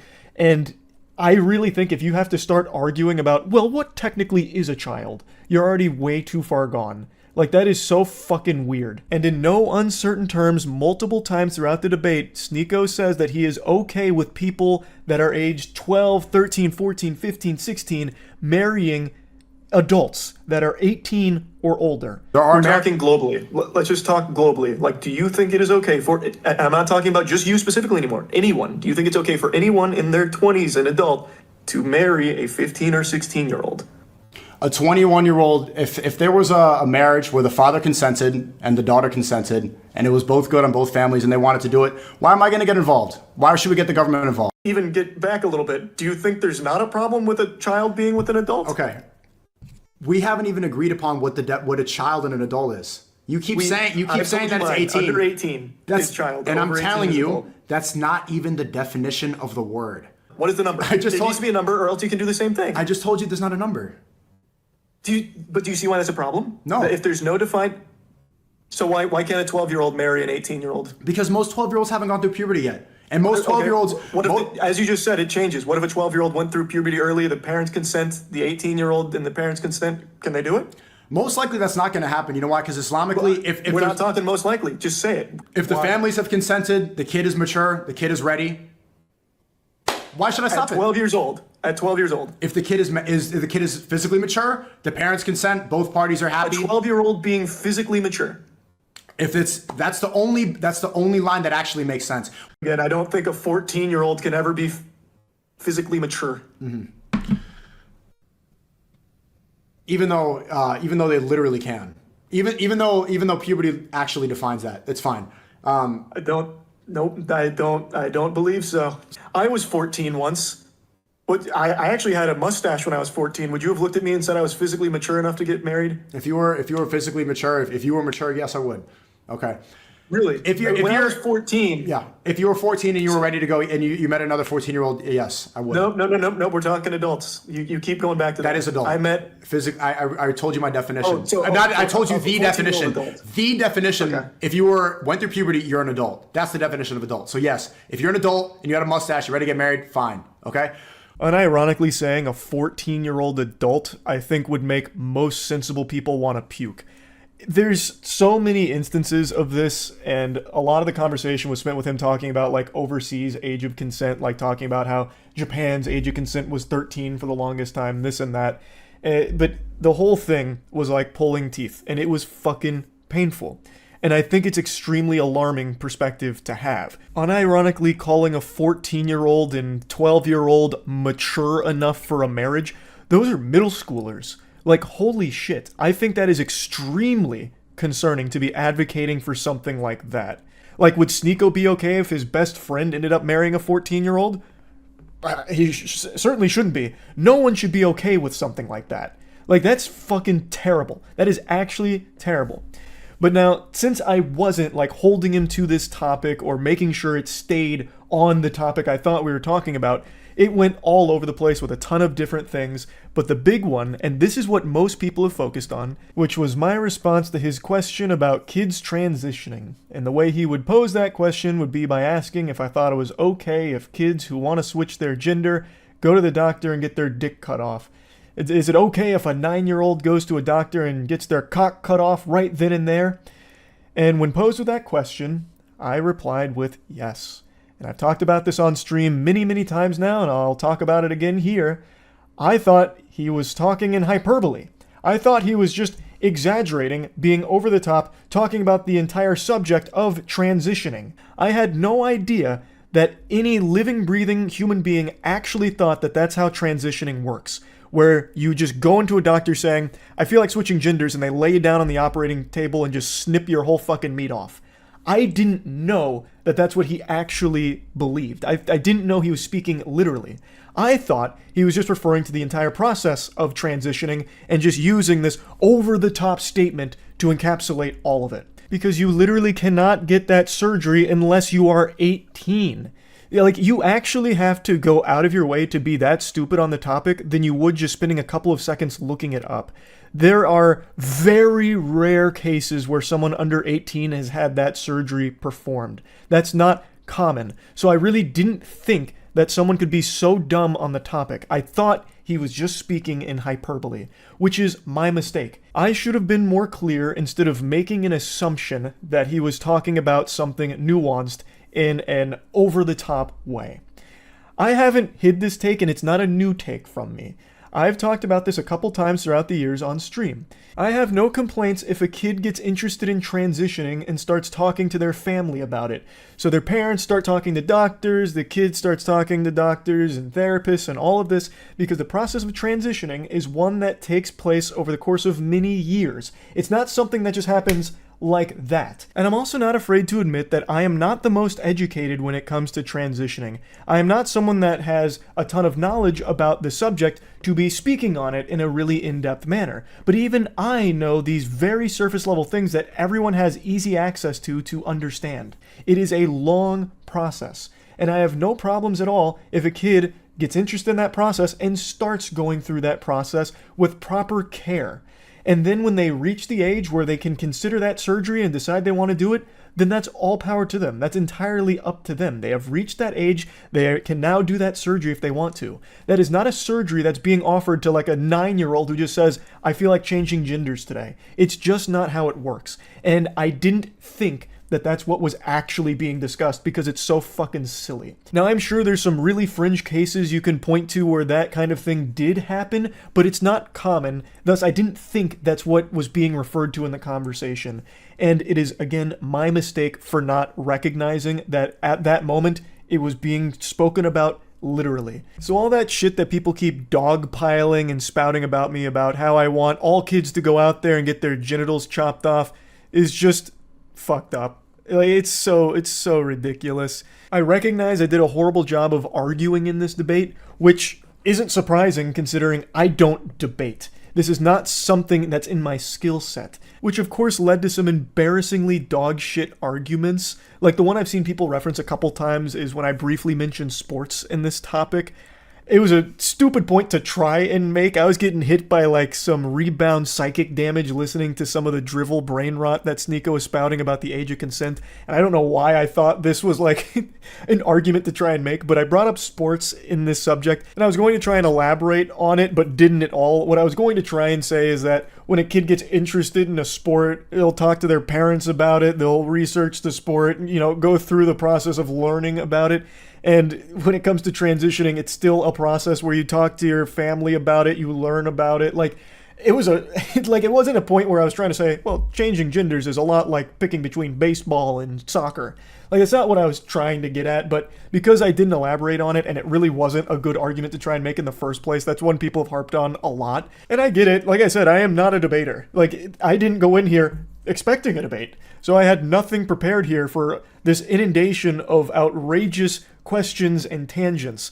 Like, there was a point where Sneeko was trying to get me to say white power. Like, the whole thing was a fucking mess. It was, without a doubt, probably the worst debate that video has ever been cursed with. And I really regret not doing a better job here. It's not something I should have even done in the first place. I just have a tendency to really hope for the best out of people, and I was really hoping that I and most people were wrong about Sneeko's perspective on the age of consent. However, unfortunately, it doesn't appear to be the case. He was very adamant about this position, and I did a terrible job in arguing with him, and I did a terrible job of articulating my beliefs. I am supportive of the LGBTQ+, and I have been, and that's not something I've been shy about. I just wish I did a better job of expressing that. To be open and honest here, and I've talked about this a lot, I've always treated my channel kind of like a diary for myself, which is why I just talk about so much different nonsense and so many things that I know a lot of people don't give a fuck about, but some of it's fun for me to talk about, or some of it's just things I care about. So being totally honest, I used to treat the internet as an escape from my dog shit real life. Truly unhappy, really hated most of everything about myself, and the internet was my escape from it. But now it's really become that real life is the escapism for me now. Like, I love posting and creating things, but I don't like interacting with the internet around me anymore. And it's something that I started to realize a couple months ago, and I've talked about it on stream a little bit, how because I've covered so many like drama stories and everything, it's pretty much all that I ever get told about when I'm streaming, and it's become such a massive headache, and it's just constant negativity that I'm fully flooded with, like at all hours. Like, I am in like this human centipede of eating someone's ass while having my ass eaten with even more things that I'm being demanded to like talk about, where everything just feels like a lose-lose, and it has been for like the last 6 or 8 months, I feel, where if I talk about something, it's a problem. Even if something is cut and dry as like Cody Ko having sex with a 17-year-old being bad, I caught a lot of shit for that too. I'm sure a lot of people probably didn't see that, but man, the amount of emails I got and a lot of the things I was seeing, Even something as cut and dry as that was an issue when I talked about it. And then if I don't talk about something, or if I don't talk about something fast enough in the time that some people think is appropriate, I'm then accused of covering up for something for an ulterior evil motive. So it just really feels like a rock and a hard place where, regardless, it's just going to be a massive flood of negativity. And a huge critique of me that I've always seen is Charlie's a fence sitter. He's just a fucking fence-sitting enlightened centrist cuck, this and that. And I've always said for the entire time I've been on the internet, I'm not special. I'm literally just a normal guy who got very lucky. I just sit here, joke about shit, talk about my opinion on things, and nothing else. I don't have a unique perspective on things. I don't have deep insight into the vicissitudes of certain things. I am literally just a guy who yaps, has some fun, talks about shit, does some wacky stuff as well, and that's it. It's just not that deep. But because everything is so inflammatory and charged online, it's being perceived in the last, I'd say like the last 2 years, it's really popped off as me making deliberate attempts to appease both sides and play right down the middle to soak up as much as possible. Like it's all this like nefarious scheme where I'm doing this with my hands. And I just don't understand how it's become so incendiary, where that's apparently like a really bad thing now. My opinion is not special, and my opinion isn't one that's pandering to any sides or catering to anything. It's literally just whatever's up here. I sit down for like 30 to 45 minutes on like a topic or like a video that I'm joking around about, and I talk about it. I am legitimately just an average, well, below average height guy who's about to turn 30.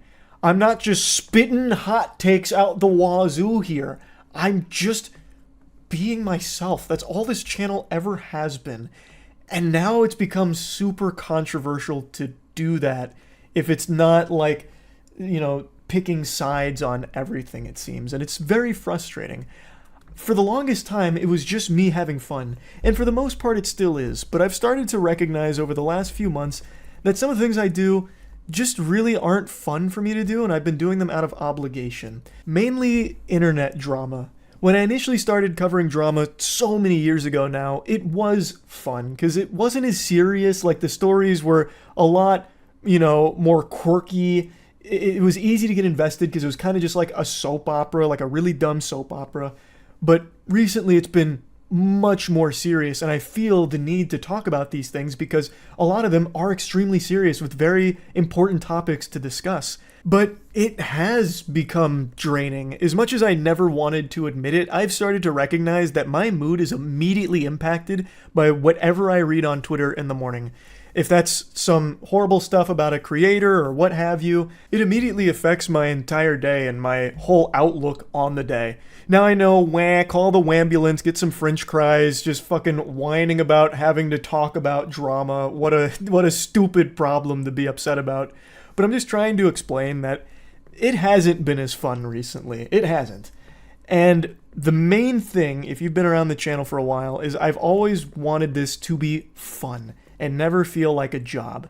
And as hard as it is for me to admit this, a lot of this kind of stuff, it has just started to feel like less fun and more of, well, gotta do this because I'm expected to. Like, anytime I go live, most of chat is just telling me about the latest in whatever's happening in the creator space or some other, like, extremely negative thing going on. And it's like, okay, well, I'm going to have to learn all about that once I turn stream off. So then I spend a few hours learning about these things, and it's all just really upsetting stuff. Like, it's not happy. It's all very sad, bad stuff. And it's been making me not happy. So I definitely think I'll be slowing down on covering internet-related drama or, like, drama in general. I'll still talk about, like, really wacky stories and shit like that. But I definitely think I'm going to be pumping the brakes on, like, the kind of drama I have been covering recently. And instead, I'm going to go back to focusing on the content that I'm most happy with. Like, if you ask me what content I'm most proud of throughout my entire time on this platform for the last, like, 17, 18 years, none of it would be drama coverage. It'd be things like Skynut. It'd be things like shooting a potato at a tennis racket to see if you can make french fries in midair by frying them in hot oil. It's shit like that. And I think I'm going to go back to that kind of stuff as opposed to the direction that I have been going recently. So, yeah, this was a lot to go over here, but I hope this has cleared everything up. And, yeah, that's really about it. So, yeah. I have some fantastic news for all of you today. A heartwarming story so wholesome, this kind of spirit could make the Grinch's heart grow 3 sizes. Today, it was made clear to a lot of people that I was right all along. They're finding out what I've known since the beginning of time. That James Corden is an unentertaining asshole whom is an absolute detriment to everything he's in. His presence makes the media that he infests worse. He is the worst part of the movies he is in. He is this miasma of unentertainment, the antithesis of fun. And today, he has been banned from a New York restaurant because he is a massive dickhead as well. Now, as you know, I've been preaching this like the gospel for years now. He's perhaps my least favorite celebrity, and I hold a personal grudge against him because he once took down a video I made tier listing his most embarrassing moments throughout his career. The video remained on my channel for about 15 minutes before it was manually taken down by his team, and I hold him personally accountable for that sin. Now, I've never met James Corden, and I've only ever heard rumors that he's insufferable to be around and pretty mean in general. I remember there was a comedy team that played a prank on him that made him like late for work, and he came across really bad there. There's also been a lot of stories from people that have either worked for him or met him where they said he was a real asshole. But to me, the biggest crime he'd ever committed in my eyes was just being cringe. I've never disliked him because of the stories I heard about him. That was just the cherry on top of how much I dislike his presence in all of the movies and shows that he somehow infests. He's just been in so much shit and makes it even worse. So let's go over the situation here today. James Corden's just one of those people where whenever I read something like revealing more about him being an asshole, I can't help but like almost celebrate a little bit, like wiggle my finger. You know, maybe I even stand up and hit a little boogie with it. Oh, what's that? The SpongeBob? Huh? Oh, James Corden's being an asshole? Oh, you don't say. Weird. It's almost like I knew it from the get-go. Whoa, now hit him with the jerk. Now, before showing the manager reports here, I need to make it known that this has been a confirmed true story. This isn't just pulled out of someone's ass. James Corden has apologized for his actions here, and the owner of the restaurant has accepted the apology and says that he's rescinding the ban on him and he's welcome to come back. I think he should have stuck to his guns because now the only reason he's apologizing is because of public pressure, because this became such a huge story, it went viral. It's not that James Corden is actually apologetic. He just knows that it's a PR disaster, so he's trying to save face. So here's the full statement from the owner of the restaurant. Their name is Keith McNall, and they said this about James Corden. James Corden is a hugely gifted comedian. I'm going to stop you right there, Keith. We're not even a full sentence deep, and I've just got to make a quick correction here. He's not gifted, nor would he be considered a comedian by most people.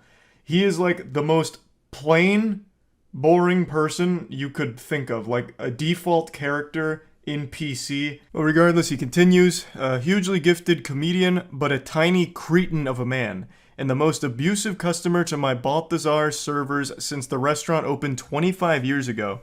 I don't often 86 a customer, but today I 86'd Corden. It did not make me laugh. That statement does make me laugh, though. That's just so blunt, calling him a cretin and then 86ing him, saying it didn't make him laugh. Here's 2 examples of the funny man's treatment of my staff. Keith is coming in here with the claws. He's fuming, and rightfully so. I've said this a million times, I'll say it a million more, I'll scream it from the mountaintops.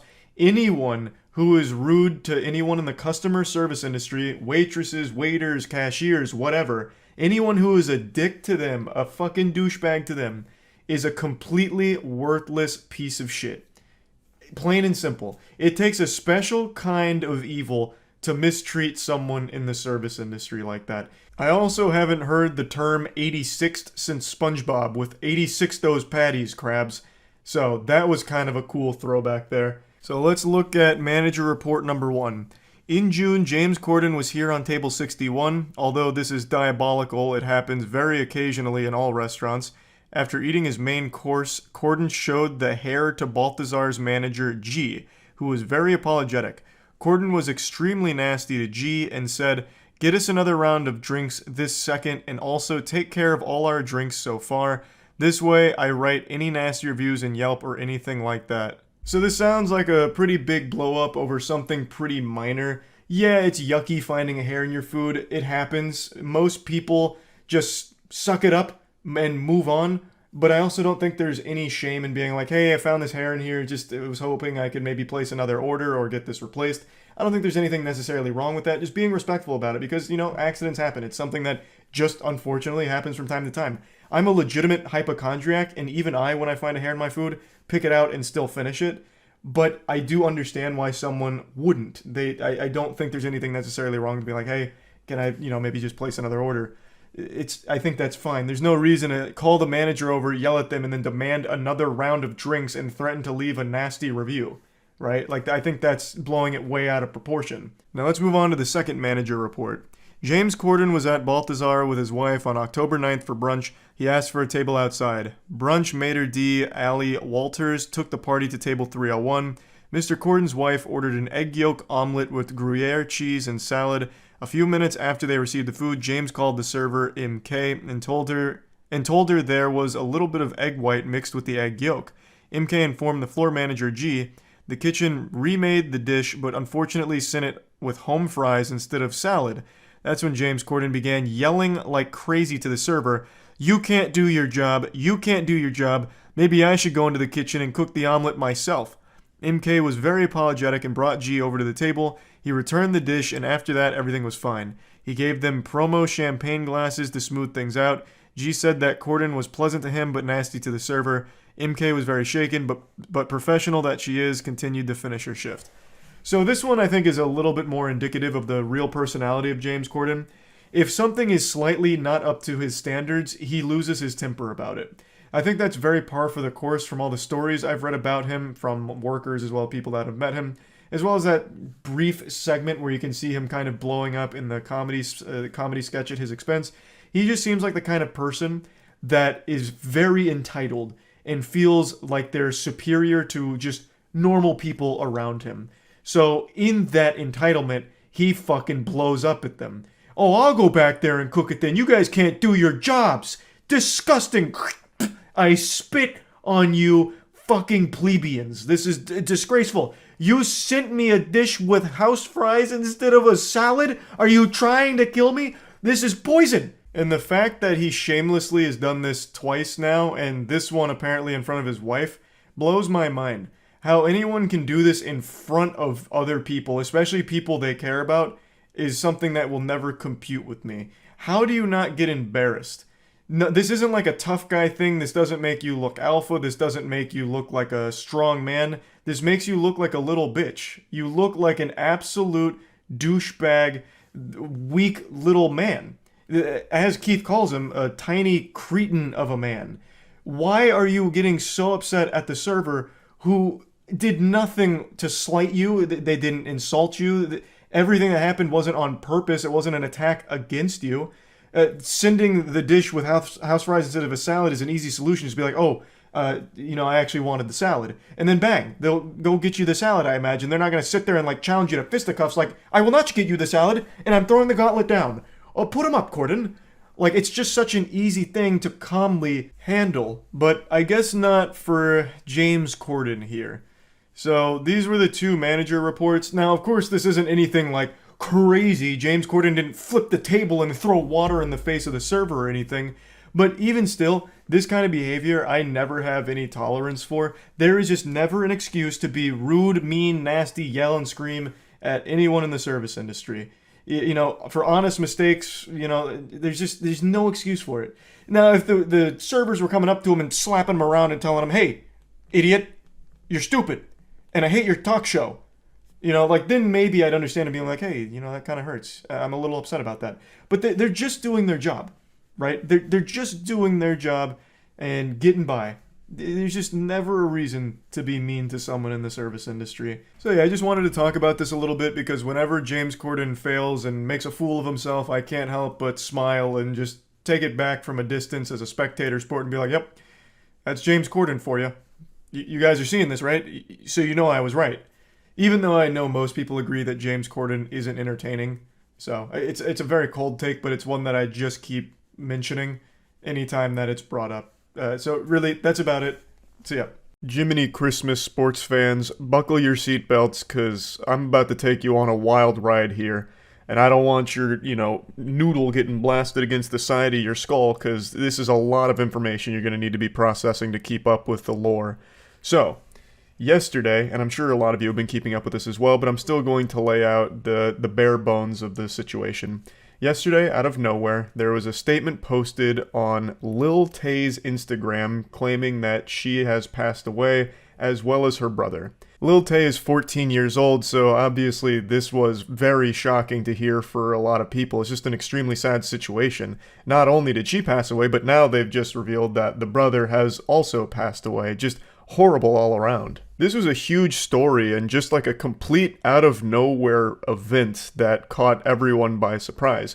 And it also seems a lot of people forgot who Lil Tay was, because it's been 5 years since she's been active in the cyberspace, and in internet time, 5 years is ancient history. That shit's going back to like the primordial ooze. Nobody remembers things that happened 5 minutes ago, let alone 5 years. So I'll just go ahead and give you a brief refresher here. Lil Tay was a 9-year-old influencer who blew up in 2018 by posting content of her flexing money. She'd also do tours of mega mansions talking about how she buys them all the time. She'd be in expensive sports cards and say shit like, I don't have a license, but that doesn't mean that I still can't own the goddamn Batmobile. And then she'd do like a fan of money, like she was a magician asking you to pick a card, but the only card there was Benjamin Franklin's. The content was basically just, here's a 9-year-old who's saying absurd things and has a seemingly absurd amount of money. Now, obviously, no 9-year-old is going to really act this way. This was all a persona. But it turns out it wasn't like her idea or anything. It's actually a pretty sad situation. As more details arose here, it turns out the people closest to her were the ones basically controlling her whole life. They gave her this role that she was forced to play. They'd tell her what to do and what to say, and they'd get all of the expensive cars and mansions set up so that way she could go film content in there and flex on everyone, so that way they could capitalize off of her viral fame. It's a classic case that we've seen a million times in Hollywood, with absolutely degenerate scum using their kids to live vicariously through and make money off of. It's just abhorrent shit, really. Now, obviously, when this news broke, everyone was surprised and upset. However, there was a small number of people who got suspicious, because in the past, the Lil Tay Instagram account has actually posted something out of the blue before with some very disturbing allegations. It's since been deleted and buried, but it was enough to at least put it on people's radar as something that maybe requires a little more investigation, just to ensure that there's no fishy business, or it's not some kind of lie or some hacker pretending to be the family of Lil Tay and making this announcement. So there's a group of people that did some super sleuthing, cosplaying as L from Death Note and just putting together the puzzle pieces, and most notably this included TMZ. So they had been contacting like police departments as well as other organizations, just asking if they had any death certificates or records of her passing or her brother's passing, to which they all said no. And eventually, TMZ apparently got in contact with Lil Tay herself directly, who confirmed that it was all a ruse. Her and her brother are very much alive, and all of this hoopla was the result of a hacker getting access to her Instagram. She said, I want to make it clear that my brother and I are safe and alive, but I'm completely heartbroken and struggling to even find the right words to say. It's been a very traumatizing 24 hours. Now, this whole situation is so fucking weird then, because there's actually an even deeper layer here. The question would obviously be, why would a hacker bother doing this? Like, this doesn't make any sense. And right now, the leading theory is that it ties into crypto. And let me explain. I actually learned about this from a publication speculating on why this might have even been posted in the first place. So it turns out there is a crypto coin called Lil Tay Token, and it's existed for a little while now, though I don't think it's fully released or anything like that. But in the wake of all of this information here, with like the fake out that Lil Tay and her brother are dead, people were wondering what the fuck would anyone even gain by making up that lie. So they turned their attention back to the Lil Tay Token, and this account is actually pretty active on Twitter. They're denying that this was all a publicity stunt. This is actually spearheaded by someone who has worked closely with Lil Tay in the past. So The theory does hold a bit of water. They wanted to get Lil Tay's name out there in a big way to get a ton of publicity and hype around her. So they went with the Dino Spumoni approach here from Hey Arnold with the fake death thing. And it got everyone talking about Lil Tay, which in turn would get people to talk about Lil Tay token when it drops. Maybe the idea was drum up all of this interest around Lil Tay's name, then this crypto token comes out and people buy it in honor of her memory. And I think that is the stupidest idea ever. If that is actually the root of all of this evil here with this whole situation, that would be a dumber idea than the fucking shake weight. That is so stupid. That would make no sense. There is no logical thought process that would go into someone saying like, man, it really sucks that Lil Tay and her brother passed away so young, that's tragic. And then being like, in order to show support to their memory, I'm going to buy an overpriced crypto shitcoin. That's what they would have wanted. Like, that's just not going to happen. This would never move tokens. This would never sell crypto for them. So I don't really think that's what the whole purpose was, but it's also hard to deny that there is a chance with how degenerate the internet's become that a team might actually try this. So it's possible, but I think it's unlikely. I think one thing is very clear here, though. Lil Tay is surrounded by bad people. They told her everything to say back in 2018, saying awful things, doing garbage shit for the sake of being a viral celebrity so that they could make money off of her. She is surrounded by fucking parasites. The people that she's supposed to be able to trust and rely on most in her life seem to be the ones that are controlling her whole life for their own personal gain financially. It's so sad. But I would like to expand a bit on what I alluded to earlier, where this isn't the first post that's popped up on her account from somebody else about some very disturbing stuff. A couple years ago, there was actually a post on her Instagram talking about how she needs to be saved from her abusive father, and it linked to a GoFundMe page which raised like $17,000, alleging that the father was abusing her and a lot of other really disturbing allegations as well. It was started by her brother and alleges that the father is evil and abusing her and doing everything he can to control all of her money, and it also has like a bunch of pictures as well as evidence. It says that the goal of the GoFundMe is to free her from the life of abuse that she currently lives, and that they're going to be doing everything they can to get her away from the father, and I believe that's through the like court system. But I haven't been able to find any information on that or any updates on the situation at all. There's only one update provided on the GoFundMe, and that was like a week after it launched, where this is what was said. I want to take this time to personally thank everyone that believes the truth and supported Tay even through the conspiracy theories. Please realize the Supreme Court case directly involving a minor is not public information. All documents are sealed and will not show up in the registry. The truth will eventually come out. Chris Hope owes $400K in child support and has stolen millions. Just now speaking about this because I no longer am a minor and now have the right to do so without harming my family legally. All people alleging that I am stealing money through a GoFundMe, please look at the facts, look at the police reports and the abuse. This is a serious situation. I feel like if you raise $17,000 for a situation as serious as this, you would want to keep people updated on what's happening here, and people would want to know. But somehow, this has just flown completely under the radar. I can't find any follow-up to any of these claims or anything that's happened since this GoFundMe. The brother hasn't said anything on it, which is fucking weird. A lot of people apparently accuse this of being a scam, claiming that the brother was taking the money here from the GoFundMe for himself, just pocketing it. And I can see why people would think that, because he hasn't fucking said anything about it. He hasn't given any updates on anything here. It's just been complete radio silence for the last couple of years where no one knows what's going on with this. And that doesn't make any sense. Why wouldn't you keep people in the loop, especially because it's so serious and people are directly donating to try and do their best to help? The brother of Lil Tay has been a very controversial person since the beginning of Lil Tay's career, where there's a lot of accusations against him for a lot of different things. So the fact that all of this here, the hashtag Save Lil Tay movement, all of it that he was putting out there to try and get some steam behind has just vanished without a trace from him or anyone else involved here. It's all really weird. So the post out of the blue claiming that both Lil Tay and her brother had died is not the first time that something has popped up on her Instagram out of the blue with some very alarming stuff. So the whole thing is baffling. It's such a weird mess. I don't know why a hacker would take over her Instagram account to make that post, and I also don't see why anyone on her team would make that post either.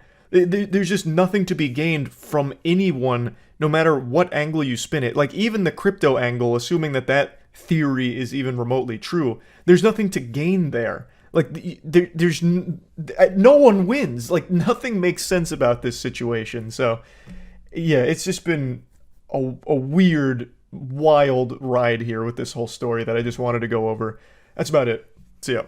This is going to be pathetic to say out loud, but I was about to go to bed, but then just kept thinking about a tweet that I read 3 days ago that's just been living in my head rent-free, and I got upset again. It's like an itch that I have to keep scratching. It doesn't go away. You know how a lot of people will get into like a minor argument or see something or hear something that makes them upset, and then they'll start replaying that moment in their head over and over again while they're in the shower, coming up with the perfect responses and comebacks to it, and just have like this full-blown debate in their own mind about it?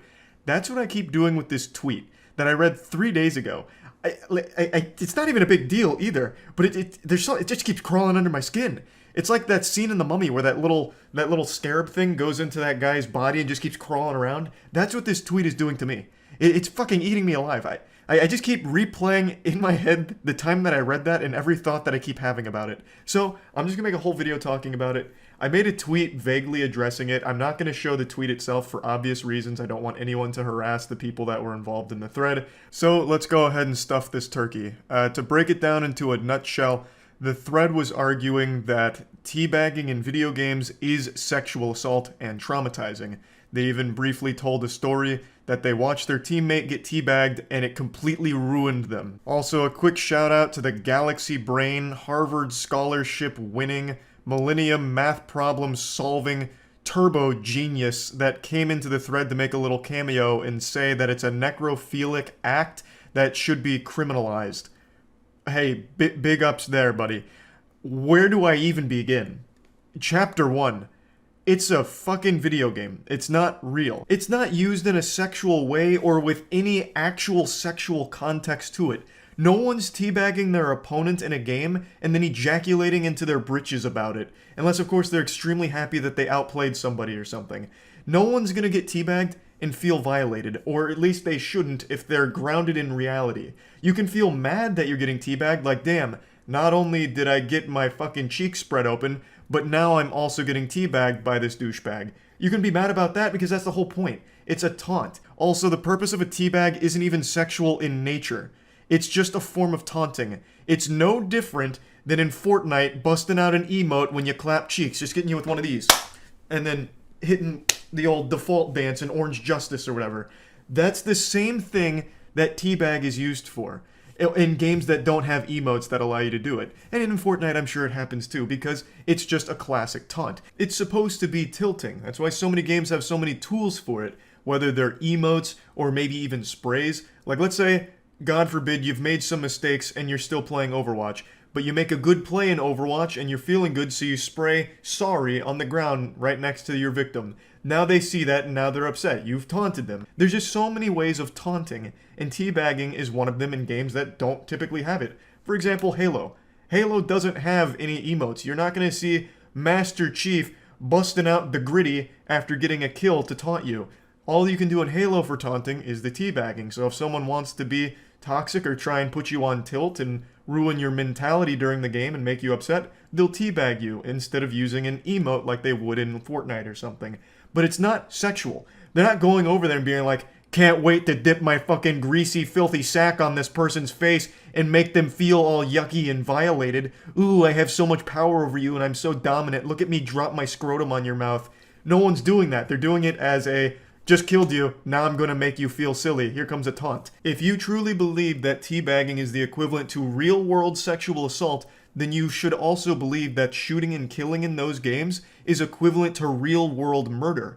But most people don't believe that because it's a fucking video game. It's in the cyberspace, goddammit. No one's actually getting murdered in Fortnite or Roblox or anything like that. When you shoot and kill someone in Roblox, no one has actually died except for some fucking pixels on the screen. But for some reason, that same basic level of logic doesn't apply to the teabag in Valorant, I guess.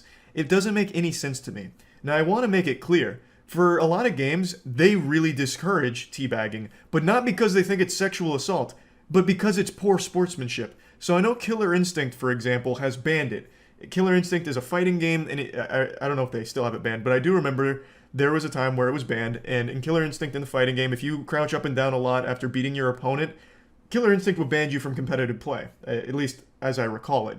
So that's totally fine. If you don't want people to be taunting or being disrespectful, then by all means, ban the teabagging and the emoting and the shooting of bodies after killing them. I think that's fine. You're totally within your right to do that. I'm not arguing that everyone needs to be taunted and teabagged every time they're killed. I'm just making the simple, sane argument that getting teabagged in a video game is not getting sexually assaulted in real life.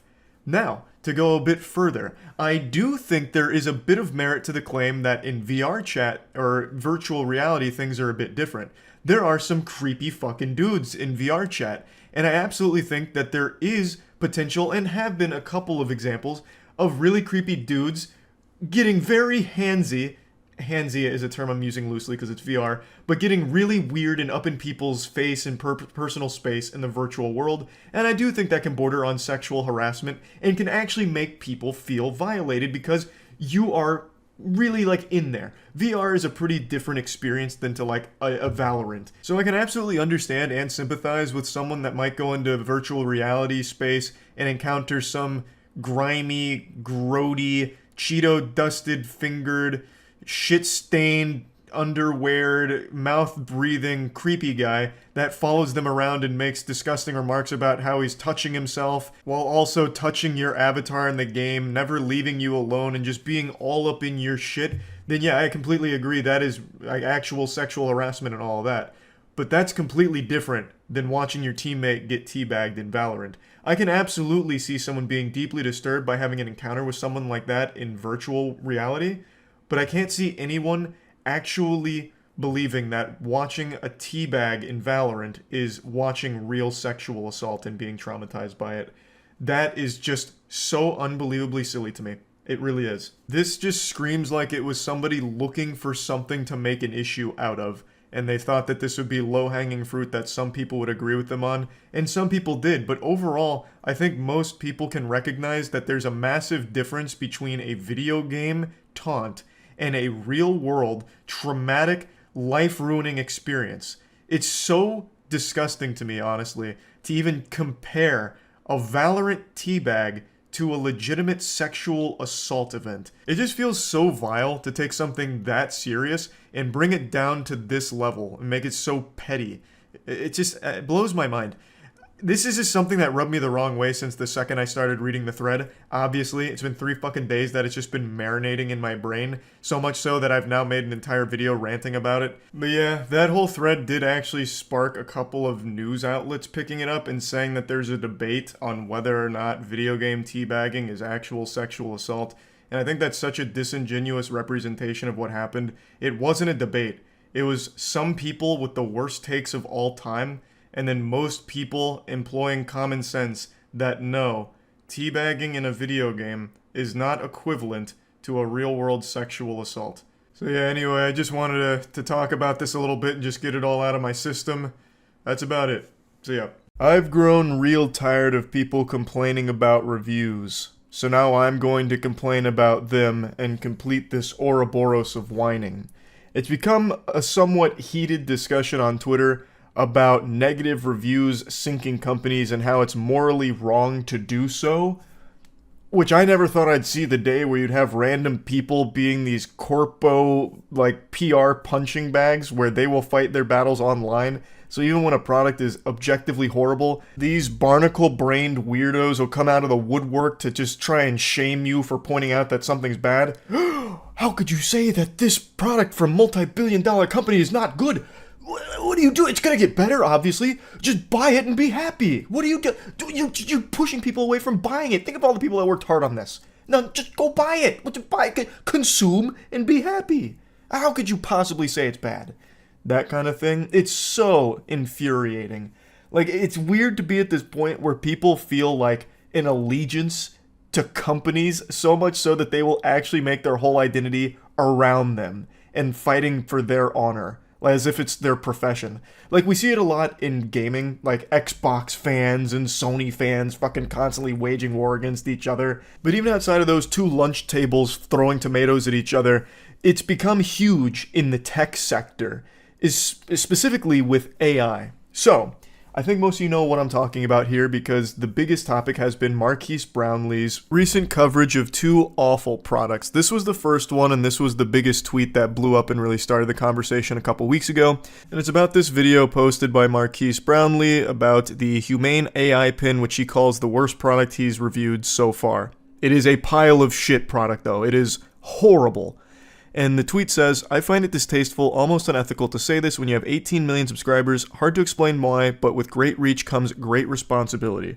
This goober unironically had the chutzpah to drop a Spider-Man line here, fucking pulling into the sage wisdom of Ben Parker.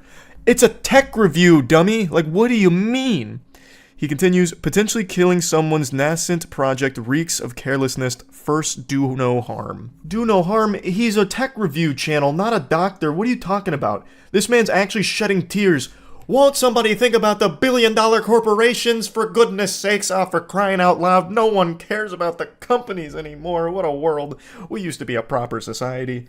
This man's going on this whole spiel over him giving a scathing review to a trash product. And it is a scathing review, but it's also a super fair one. The whole point of reviews is to educate the audience on the product so they can make an informed decision on whether or not that's worth their hard-earned money. And in the case of the AI pin, the Humane AI pin, the answer is a resounding no from anyone with a functioning frontal lobe. It's garbage. It's fucking fish paste. For those that don't know, the Humane AI pin is an AI assistant that you snap onto your shirt and you can like ask it questions, but it has such limited features and it's not good at anything it does. It turbo sucks. It's also abominably slow, so if you ask it a question, there's a good chance it gets it wrong, A, and it also takes a long time to even give you an answer. You're probably better off writing your question down on a piece of paper and mailing it in to the authorities to have them mail back the answer, because it'd probably get there faster than the Humane AI pin would be able to find it for you. It is just worthless. It's like if you slapped on Microsoft Clippy from the early 2000s, but at least Clippy had a fun personality and it was goofy to mess around with. This thing is just a $700 headache. It is only useful in a world where smartphones didn't exist. Your phone does everything the Humane AI pin is supposed to do better. So there's just no reason why you would ever buy one. And Marquise Brownlee points out all of its shortcomings and says it's just a bad product overall, that it doesn't really do anything that makes it worth the price. And this guy has a conniption about it for some reason, and he starts fighting about the morality of giving a bad review because it's going to hurt the company. Well, you know what hurts the company more than a bad review is a bad product. So just make a better product. It's a pile of shit. And so you deserve to have bad reviews. That's how that works. But that whole negative review drama got so big on Twitter that Marquise Brownlee even made a response to it called "Do Bad Reviews Kill Companies?" And it's a really great response. I thought this would bury the conversation, but how wrong I was. I underestimated the brain rot on Twitter because Marquise Brownlee posted another video recently, which again tears into another bad product called Rabbit. And again, Twitter did what it does best. It enters into the fucking stupid loony bin here and pulls out the same takes about negative reviews sinking companies. I saw quite a few tweets on this video. Marquise Brownlee called the Rabbit R1 barely reviewable, and AI bros blew a gasket. They were off their gourd with anger, but this tweet was the one most people saw, and also the one Marquise Brownlee himself replied to. It says, if Marquise Brownlee decided his initial videos were barely reviewable instead of posting and iterating, would he be where he is today? Basically, his point is, if people had, shut him down early on without giving him a chance to grow and get better, he wouldn't be where he is today. The negative reviews would have sank him before he ever became the superstar he is today. Which is a fucking stupid take, and it's exactly what Marquise Brownlee points out. Good thing I have never charged anybody for those videos. These products he's reviewing aren't free. The Rabbit R1 is $200. The Humane AI pen is $700 and subscription. These are expensive products. They need to be reviewed and under intense scrutiny to see if it's worth buying for people. It's not the same as a child making YouTube videos that are completely accessible for free. You can't compare these two things. And I also hate this mentality of, it's gonna get better. You're trying to shut them down before they ever even improve on their design. Improve the design and then release it. How about that? Why not just release it when it's fully done? Why charge hundreds of dollars for basically the beta? Like, oh, just to be first to the market. And then you just have to pay that upfront cost and hope that it gets better down the line. We see this shit all the time in gaming, and now we're seeing a lot in tech, where everyone's in this gold rush to be the first to the AI products. So everyone's releasing these half-baked, incomplete piles of steaming poop and expecting you to pay hundreds of dollars for it, and the AI bros are defending it like, yeah, it's just going to get better. So just buy it now because it's going to get better. Why are you trying to review it right now?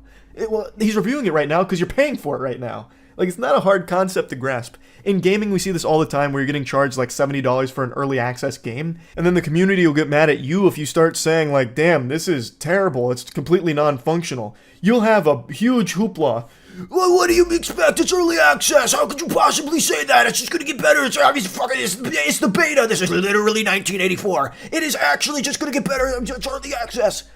I mean, you paid $70 for it. You have a complete right to say, like, hey, this sucks. I can't play it. You paid money for it. It doesn't matter if it gets better down the line, maybe. It's not like you're paying $70 for this idea in the future. You paid $70 now.